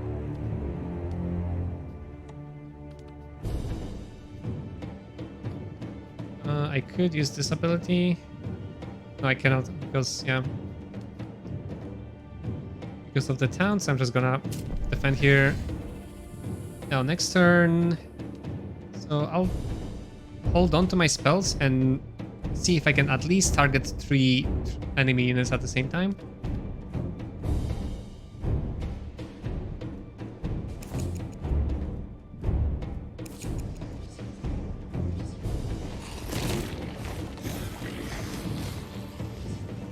Okay, nice. Alright, that is what we wanted actually. Now it's probably... That's probably worth using it. Although I'm not sure. Wait, did they move in such a way I can actually target 3 at the same time? They did, didn't they? Or no, I can actually do this and now I target 3. Okay, that's perfect.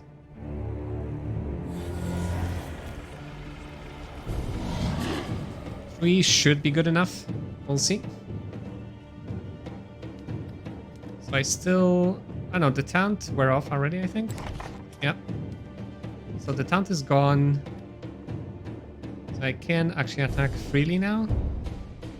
Yeah, but being too aggressive here is probably not what I want. So maybe just attacking the Soul Eaters here.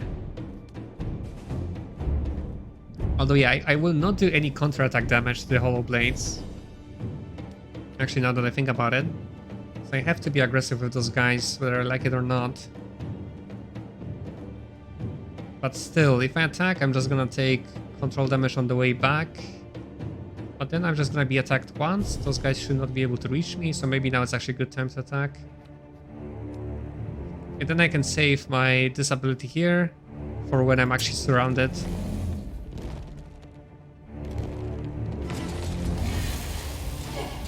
Oh, and they actually deal damage over 2 hexes. Okay. So that was actually a very good attack. I wasn't aware of it, so that's very good. Now here, can I attack without losing a gargoyle here? Use Brutal Strike, but I think I'm gonna lose 1 gargoyle no matter what. That should be fine.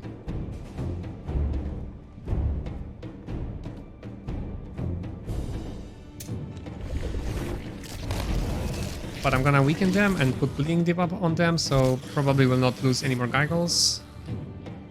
And I could use Rain of Fire here as well, now that they are grouped up. But I probably should have done that right away, right?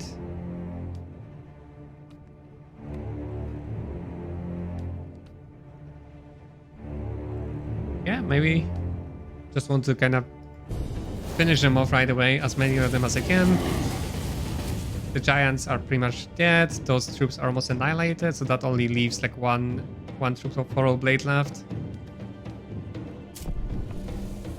Alright, so actually attacking here is good. Now, because we get to kill both of those armies.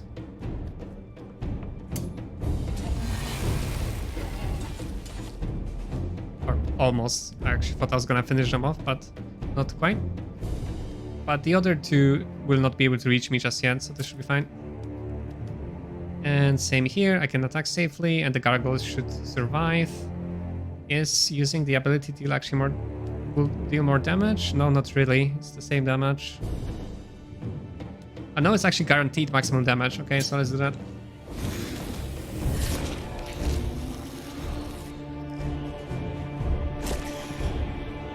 Okay, this seems a heck a lot easier than the previous one. So I'm pretty sure I really won it. Without too many issues. Because there's only one army left that poses like any significant threat. Which are the hollow blades here. Now, how much damage are they gonna deal to my dragons? That's actually quite a lot. I'm gonna be exposing myself to the giants as well. So I think this is where I want to move back with my dragons. Or... no, this is where I move here and use the AoE ability. Which is probably gonna kill the giants, and they can survive one attack from the hollow blades, and then I can heal them next turn. Because they're gonna move first anyway, so this is probably the best thing I can do here now.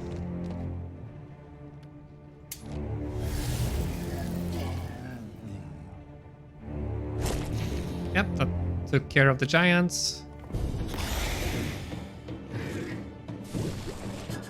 And poison the hollow blades. Yep.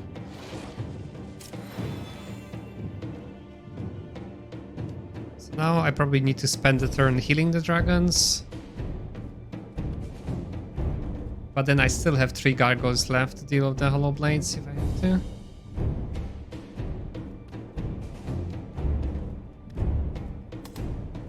Wait, they got feared, so they cannot attack the Soul Eaters. So they can't really do much right now. So I'm just gonna defend with them.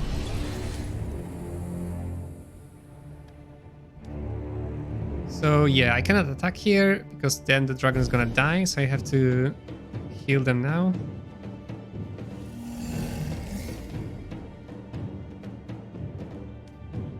And yeah, moving around does not do anything.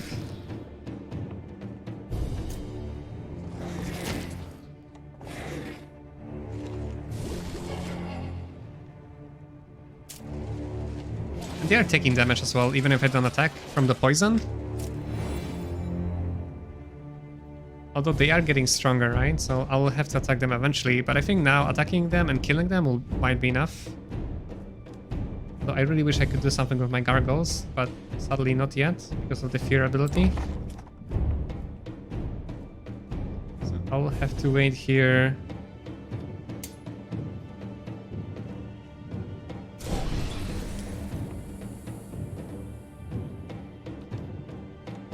Yeah, we have to attack.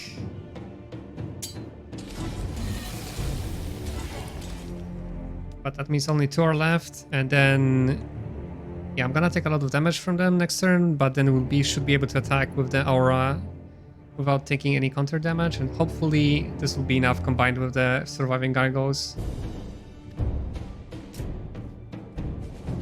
that are able to attack finally. And I could attack now here for free, but I'm not going to deal like a lot of damage. Can I lose one guy here now from the Soul Eater's counterattack? I don't know. Alright, let's just kill him.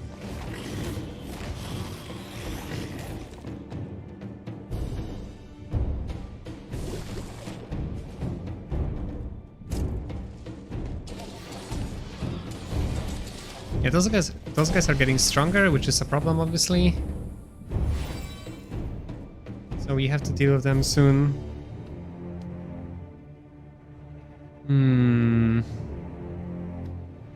Yeah, we definitely have to use the aura here first. Hope the dragons actually survive the next attack, and then finish them off next turn. Then we can also use gargoyles here. Let me just read this ability real quick. Oh yeah, it applies weekend, so we definitely want to use it.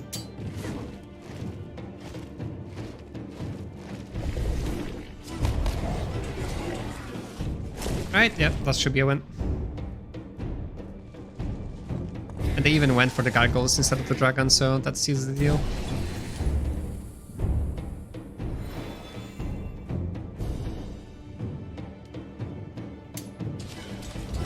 Yeah, this one was definitely easier than the previous one. I'm guessing like the win condition was being able to target like at least 3 troops with the spells. Otherwise, it wouldn't be possible to win. Alright. That's good. And I didn't even realize that they had such a bad morale. Like, unfortunately, I didn't get any like morale penalties there, which is great. Okay. And we got Maximilian's armor. Armor plus 15, speed minus 1. Yeah, maximum upgrade, value of unit armor increases to 85. On the battlefield, Duke Maximilian preferred to rely on armor rather than mobility. That's why his armor is the heaviest in Antara. Right, so this is basically like a heavy armor set.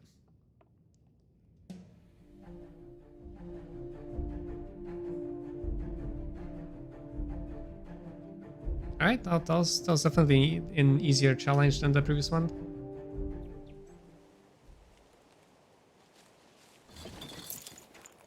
Alright, cool.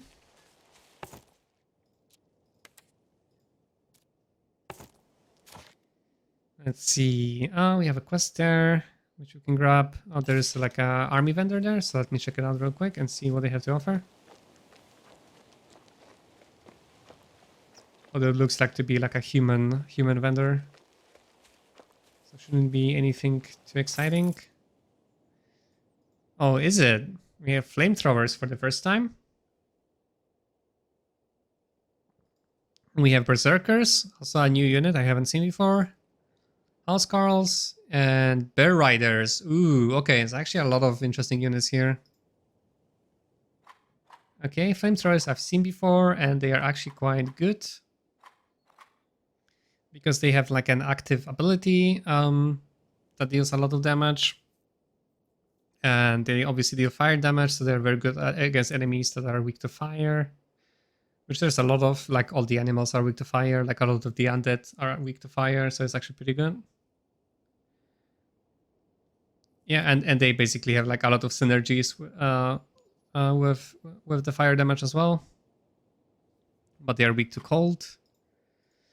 Berserkers, okay. Okay, it's quite a decent damage, huge crit, low defense, of course, as Berserkers should be. Melee fighter, agile, evasion plus 20. Still entirely not sure what evasion does. Vengeful. Yeah, the more of them die, the stronger they get.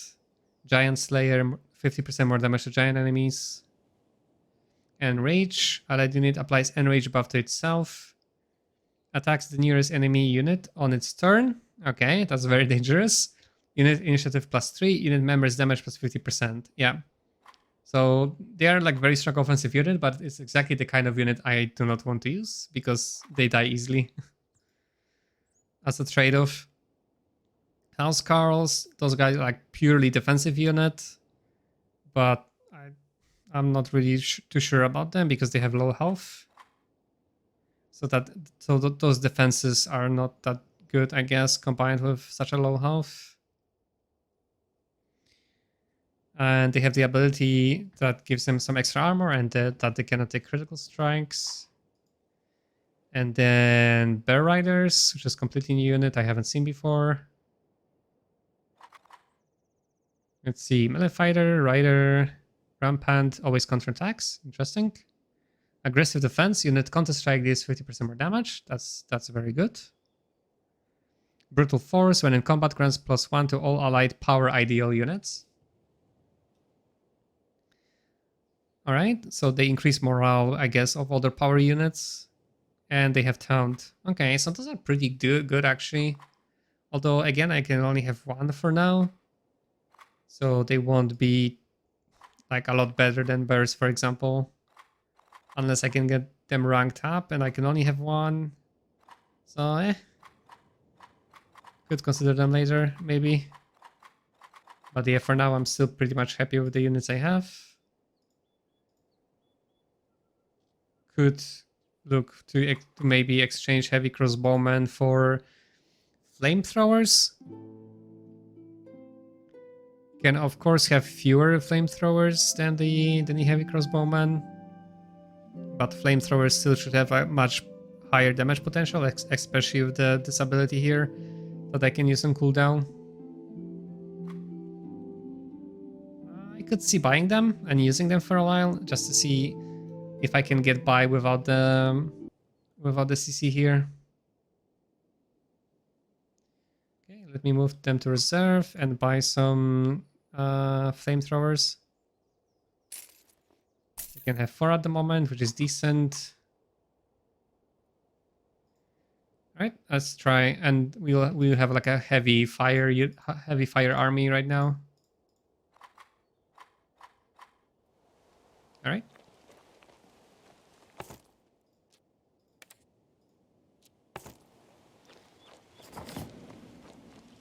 There's some more shops here. Although I guess this is just like an item vendor. Let's see. Warrior item. Warrior item. So this is all for warriors. Nothing really that interests us. No like interesting effects either that we could consider using. Okay, so this is something for us potentially. Magic power +2, arcane knowledge +4, resistance to poison +5. Compared to what do we have? Yeah, definitely better. Okay, how expensive it is? That's fine. And then we have ancestral experience. Let's buy it up and save it for later. Trophies of war, the reward for winning battles. 50% active for 3 battles. Okay. So this one not necessarily. Well, I guess we could buy it up as well, although we are kind of low on gold. So let's see. I want to use this mask. Although I look kind of stupid now, but oh well. Let's take stats over looks, at least for the time being. It's gonna look kind of stupid in cutscenes. Oh well.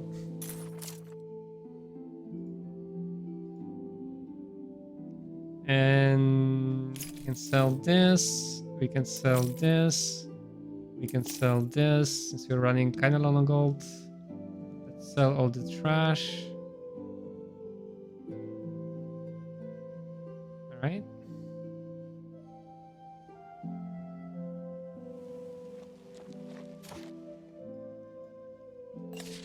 Alright, and whoops. We want to check out this quest there next, I suppose.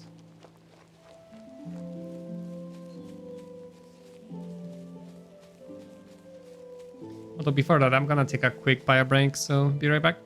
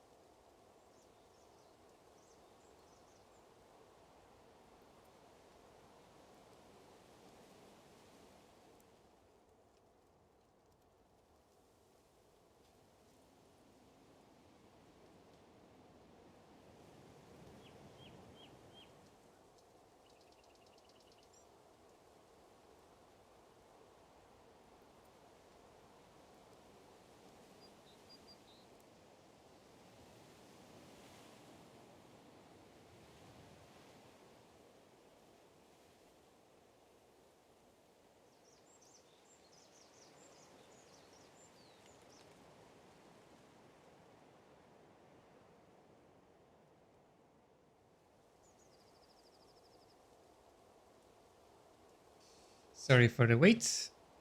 Or actually, you know what? I'm actually hungry for more bottles. So even though we didn't quite get a level there, as I was hoping, I want to jump into this main story finder. So since I am next to the quick travel point, we may as well just go there and check it out. I think I might be able to be strong enough to deal with that fight comfortably by now. Unless I'm remembering the difficulty of that fight wrong, then I might be disappointed, but we'll see.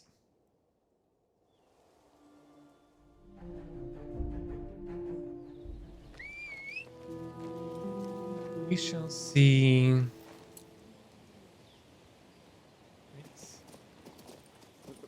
It was there, right? That's where it is. I'm tired of Yep. standing here in a blaze of sun.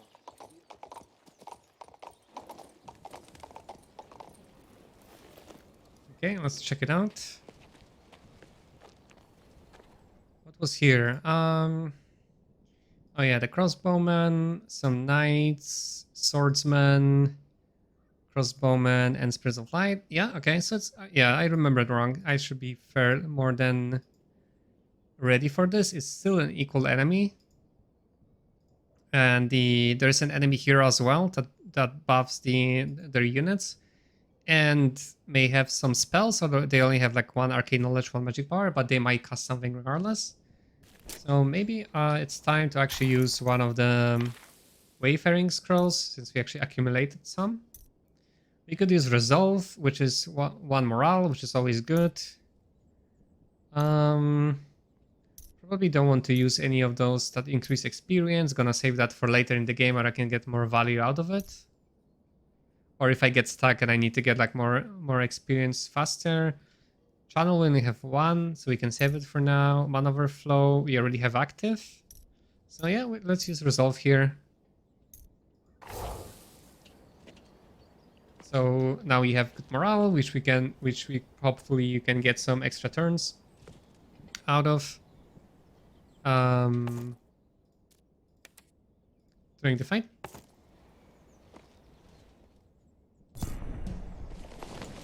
All right, let's see what we have here. Right, so the battlefield is not that big. All the crossbowmen are far behind, so we cannot access them easily. Spirits of Light are actually kind of close, and they are like one of the strongest units there. They have knights, like one army of knights, which can use Taunt, which they'll probably use right away. So my attack options will be limited for a while. And then yeah, swordsmen can deal quite a good damage, especially if they use the power strike. So we'll have to be wary of them. All right. Oh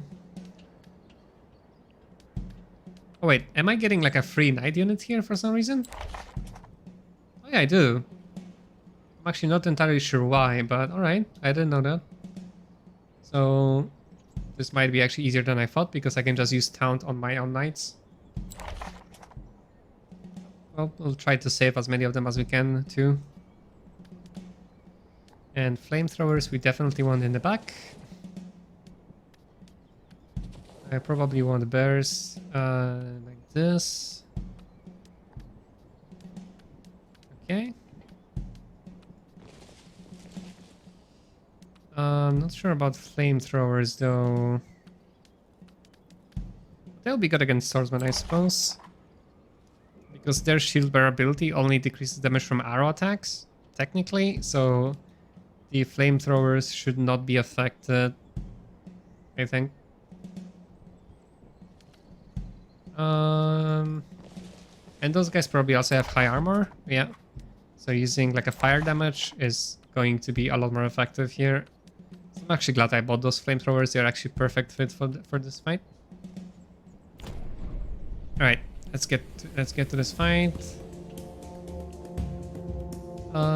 Which spells do I want to cast? Since they have so much shooting units, I probably want to cast Weakness because they can attack me right away.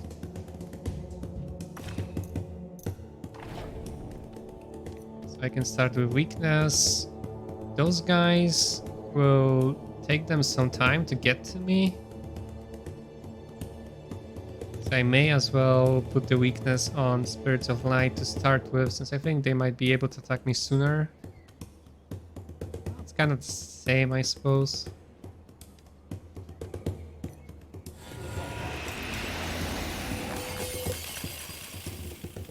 Alright, and we don't have any good moves with the eagles for now, so we can wait with them.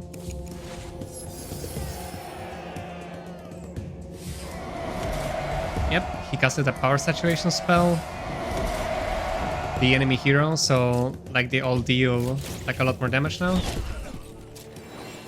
And I think power saturation actually removed weakness. Or did he cast it on some different units? Let's see. Yeah, so power saturation actually removed weakness. So if I knew that he's gonna do that, I would have waited for him to cast it first and then I would cast weakness to remove it, but well, too late for now. So one of the crossbowmen already moved, they killed one of the knights. So we may as well try to nuke the other unit that didn't move yet. Ah, they used Taunt. Okay, so I already cannot attack whoever I wish. I have to focus on the knights. Sure, we could do that. It's probably better than doing nothing. And eventually the Ray of Light is going to come off cooldown anyway, so the sooner we use it, then the more we can use it in the fight.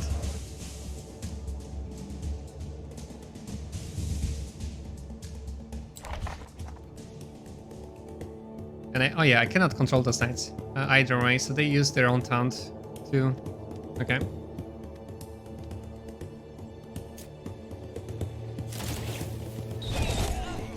Yep, so they are just gonna die for my sake, but since I cannot control them, I cannot really save them very well. Okay, those Spirits of Light are actually upgraded, and they can use the Ray of Light as well, which I didn't pay attention to. Okay. So yeah, that's why we lost one of our own Spirits of Light, and we are about to lose a second one, which is scary. We probably will have to be very careful of those guys.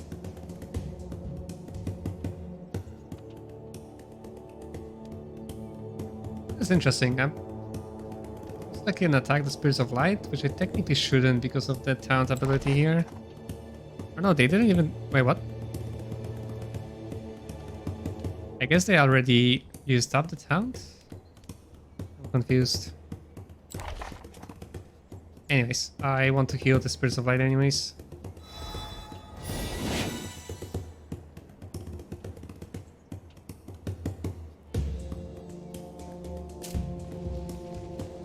Yeah, because I thought the taunt was still in effect there, and that's why I couldn't attack like those crossbowmen there in the back, but maybe I saw it wrong. Sadly, I cannot attack here because of the terrain. But I can attack the crossbowmen there if I want. Or the knights here. So I want to work on the crossbowmen as well. Because I cannot reach them easily, sadly.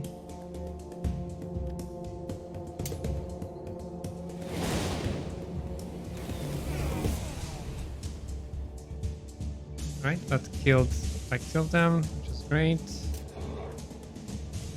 For the bears, am I in a position to attack here? Well, those guys actually are one of the more powerful units, and they got the power increase, which I need to remove next turn with casting weakness again. So I probably don't want to attack at the moment.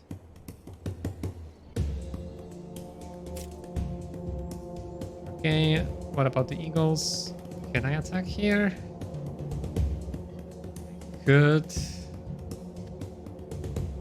I could eagle dive there and deal some damage to them, but that's not gonna do too much, and I'm gonna be exposing them to the swordsman. I would have to run away and just deal control damage on the way back anyways. I'm not sure if this is such a great idea. Yeah, those Spirits of Light are actually quite nasty. Well, I have to deal with them at some point, right? But that being said, they use their nuke, so now they will have to walk up to me. So it's gonna take them some time. So we may actually be defensive here a bit with the eagles. Yep. Or fly there and then eagle dive there between the crossbowmen. So they will provoke the control zone if they try to move away.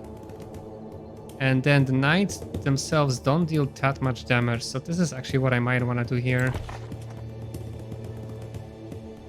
Okay, this actually sounds like a plan. We can use the enemy position to our advantage.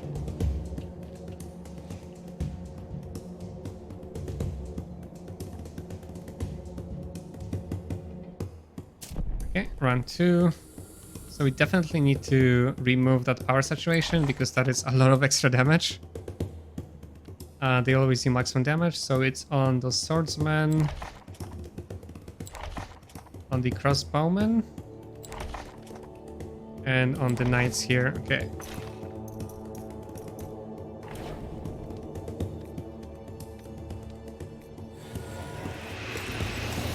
And hopefully the enemy will not cast that again. If it does, then yeah, then I really have to, I just have to wait until he does it and then remove it.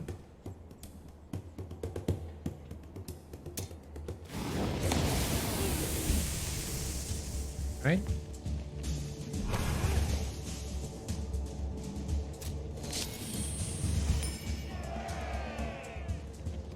Okay, he used a different spell, which is great. I mean, it still like buffs them up, but at least didn't remove the weakness this time around. Yeah, and we still lost the Spirit of Light there. Oh yeah, because they are taking the saturation damage. Or the incineration damage, rather. Okay, that's not great. Oh yeah, I forgot about it. I could have just remove it, right? With my ability here, that was a mistake. I wouldn't have lost one if I did.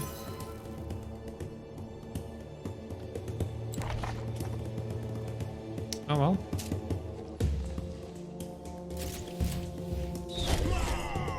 Okay, that was interesting. Like, I was sure that they would provoke the control zone here more than once, but apparently they didn't.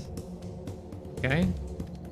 Thanks. Because of that, we lost one of the Flamethrowers, even though there's only like 4 of them left there. Yeah, they deal a lot of damage because of the hero. So this is definitely manageable to win, but I think I might lose like a lot more units here than I anticipated originally. The eagles are fine, the spirits of light are almost full health, so healing was not gonna do much here. So attacking the spirits of light there might be a good idea, although the swordsmen now are in range of the bears. So trying to thin them down a little bit sounds like a good idea. Or I could wait and heal the bears after the attack, which is probably gonna prevent more damage than killing one of them overall.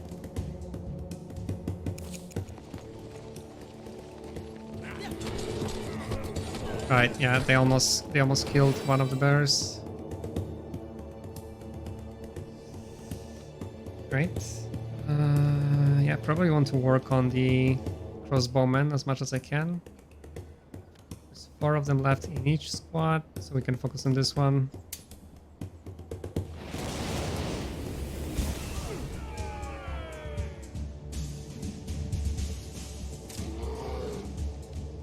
Let's see. Yeah, attacking here will make one of them die for sure. Let's see if I can wait and heal them first. Not sure if it will allow me to do this. Hey, we can do that. Perfect. So I'm glad I actually waited with the healers.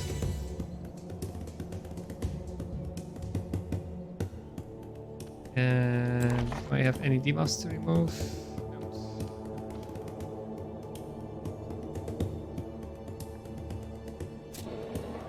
Okay, now we can actually attack. They are weakened already. But I guess, do I want to attack sooner next turn with higher initiative? Not sure if that's gonna do me any good. Heavy blow doesn't change anything, just apply weakened, which you already have.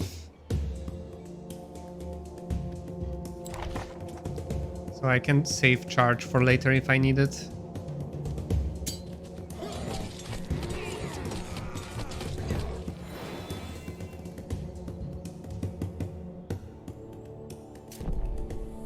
Now I probably want to heal up the bears.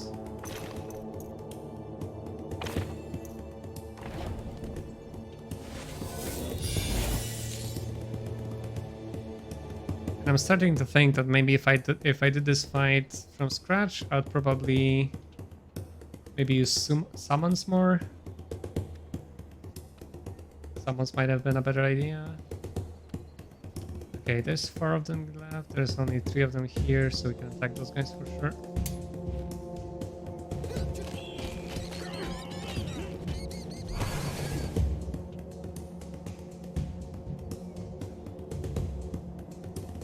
The enemy hero.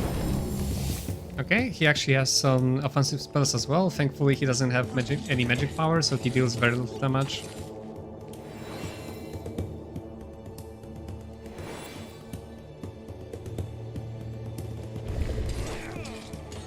And the soldiers are just hitting themselves, that's fine.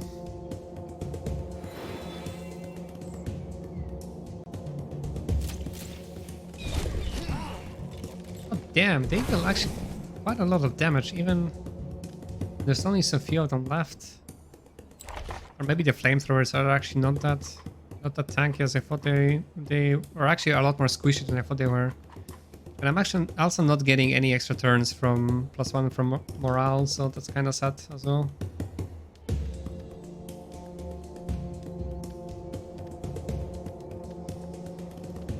Let's see here. Attacking here doesn't do me any good. I could just wait and see maybe there's a good attack later. Right? The crossbowmen almost dead in that army. It's great. But they are getting an extra turn, which is bad. And I'll have to deal with their Spirits of Light soon, because their Ray of Light is gonna come off cooldown real quick, which is gonna be scary.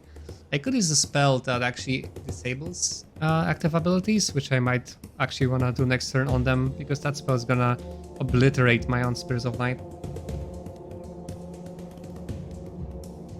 And if I do that, I might not necessarily have to attack them, but I guess it's a high time I actually do some damage to them.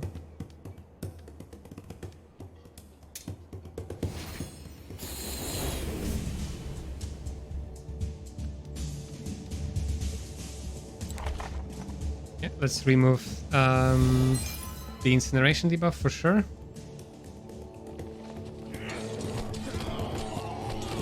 Okay, the bears are still fine.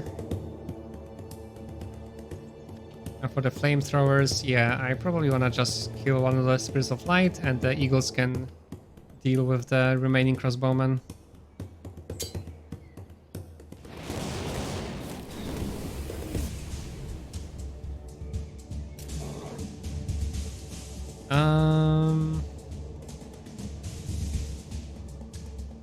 Yeah, I don't want to kill those guys here, simply because that will open the way for Spirits of Light to attack my bears here.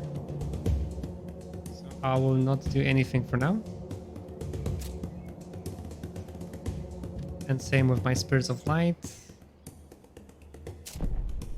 Okay, so I think I should have a spell somewhere that disables the active abilities. We could cast Confusion as well on them, which means they'll take like a lot of damage when they try to do anything, but that might not be enough. What was that though? That wasn't Doom, that wasn't Disease. How's that spell called? Let me find it. Nothing here. Wasn't Unbreakable. It was a magic source. Where was that spell? Magic Shackles, I think. Unit cannot use active skills. Yeah, that's exactly what it was. So let me try this one. So they cannot use their Ray of Light, which I think is going off cooldown this turn. Or next turn. Probably.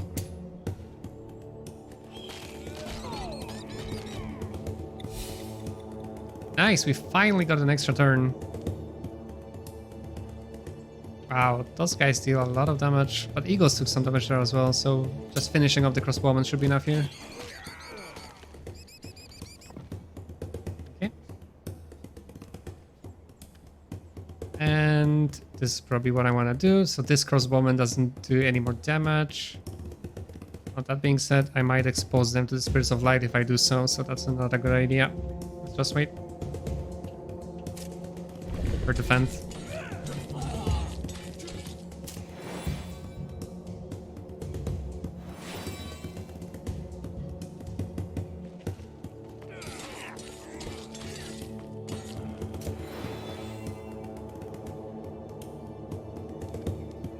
Yeah, this is exactly the turn where the Ray of Light comes off cooldown, so I'm glad I used the Magic Shackles there. I could use my own Ray of Light on those guys because it's gonna deal like a lot of damage and hopefully kill one of them.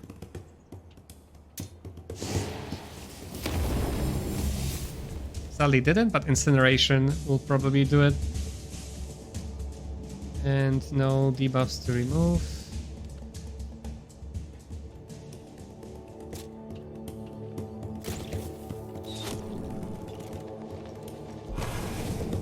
Yep, that was good.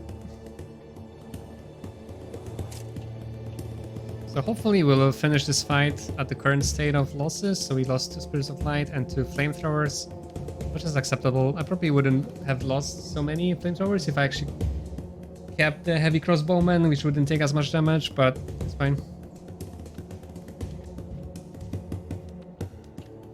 So at this stage I probably do want to heal my bears so they can actually attack. Spirits of Light there. And hopefully my own Spirits of Light can survive the Swordsman if they decide to attack here. I don't think they will, because they will just die to Control Zone if they try to.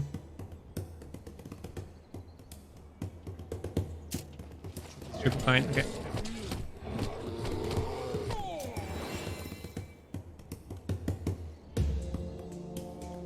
And my Flamethrowers now, they got their ability back, which we're gonna use to nuke the remaining Spirits of Light for sure.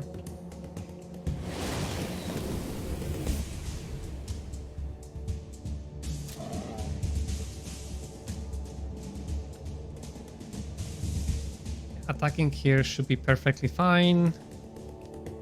Now we can actually use our charge ability as well, so we can attack sooner next turn, hopefully.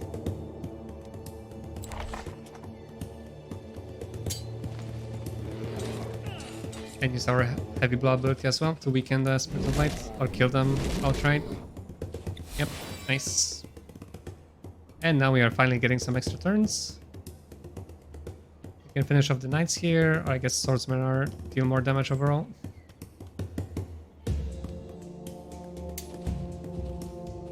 But if we attack Knights, maybe we can save our own Knights, so less of them dies.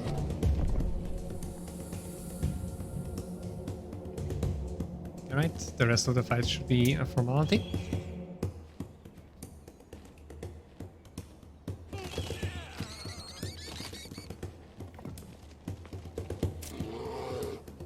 So yeah, what I could have done better in this fight, pay attention to Spirits of Light, that they were upgraded and actually had that nuke ability. And maybe actually disable that right from the start.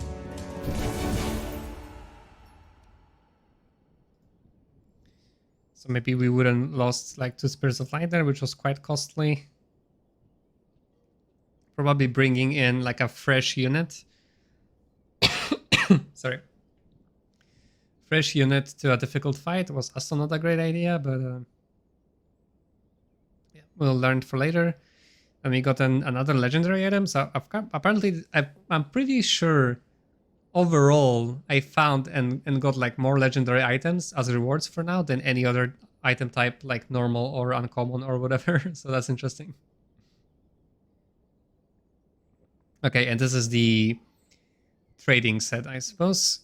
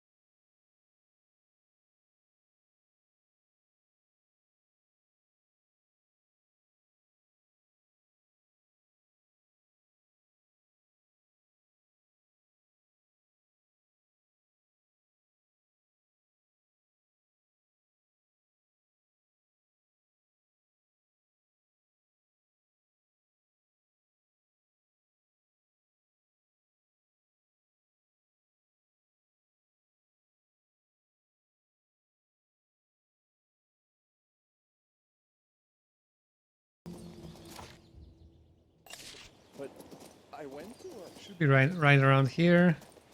Oh wait, I cannot go through here. Oh, okay, so I might not be able to go there for a while. Because I cannot exit through this town, so I have to go all the way around anyways to get to this place. Okay, I didn't realize that. Yeah, because I cannot go through here. This is all walled up, walled out. So yeah, this little place is its own village. Never mind, yeah. Well, we're going to continue the main quest anyways.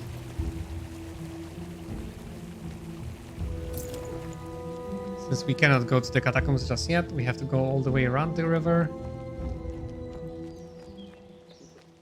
So yeah, let's go to Mage's Tower, let's continue the main quest. Protected me alone.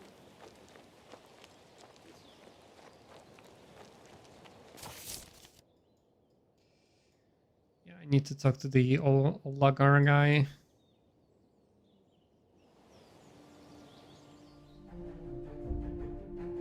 Today's a very important day for us, my lovely. But why? Because today I finally screwed up.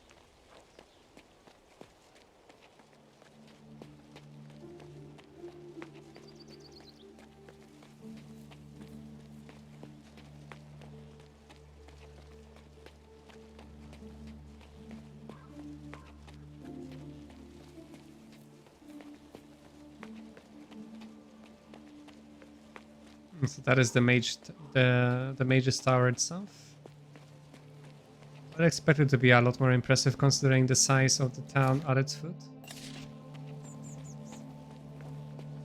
First years are always underfoot, like cats. I wonder if I will be able to enter there at some point. I've been waiting for an audience with Mage Erasmus for over an hour.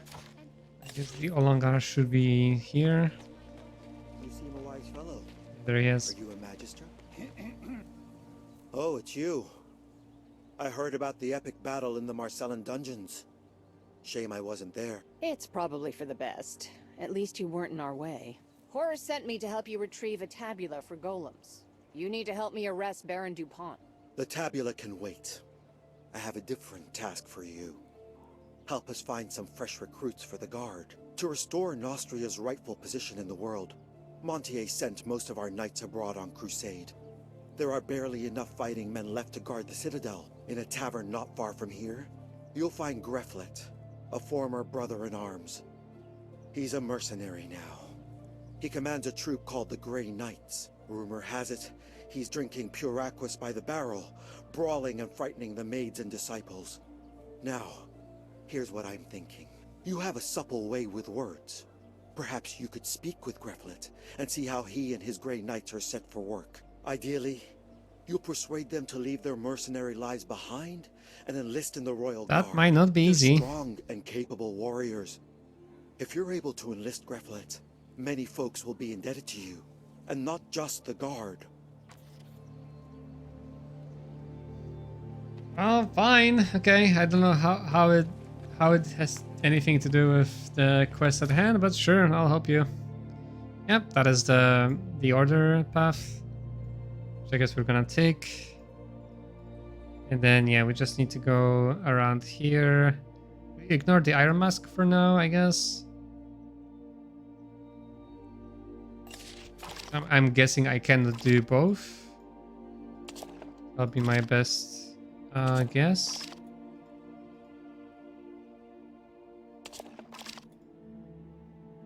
Right? So yeah. Or maybe completing one will like make it impossible to do the other because of this here. So that'll be my my best guess is what's gonna happen, so I'm just going to continue this I've one. been waiting for an audience with Mage Erasmus.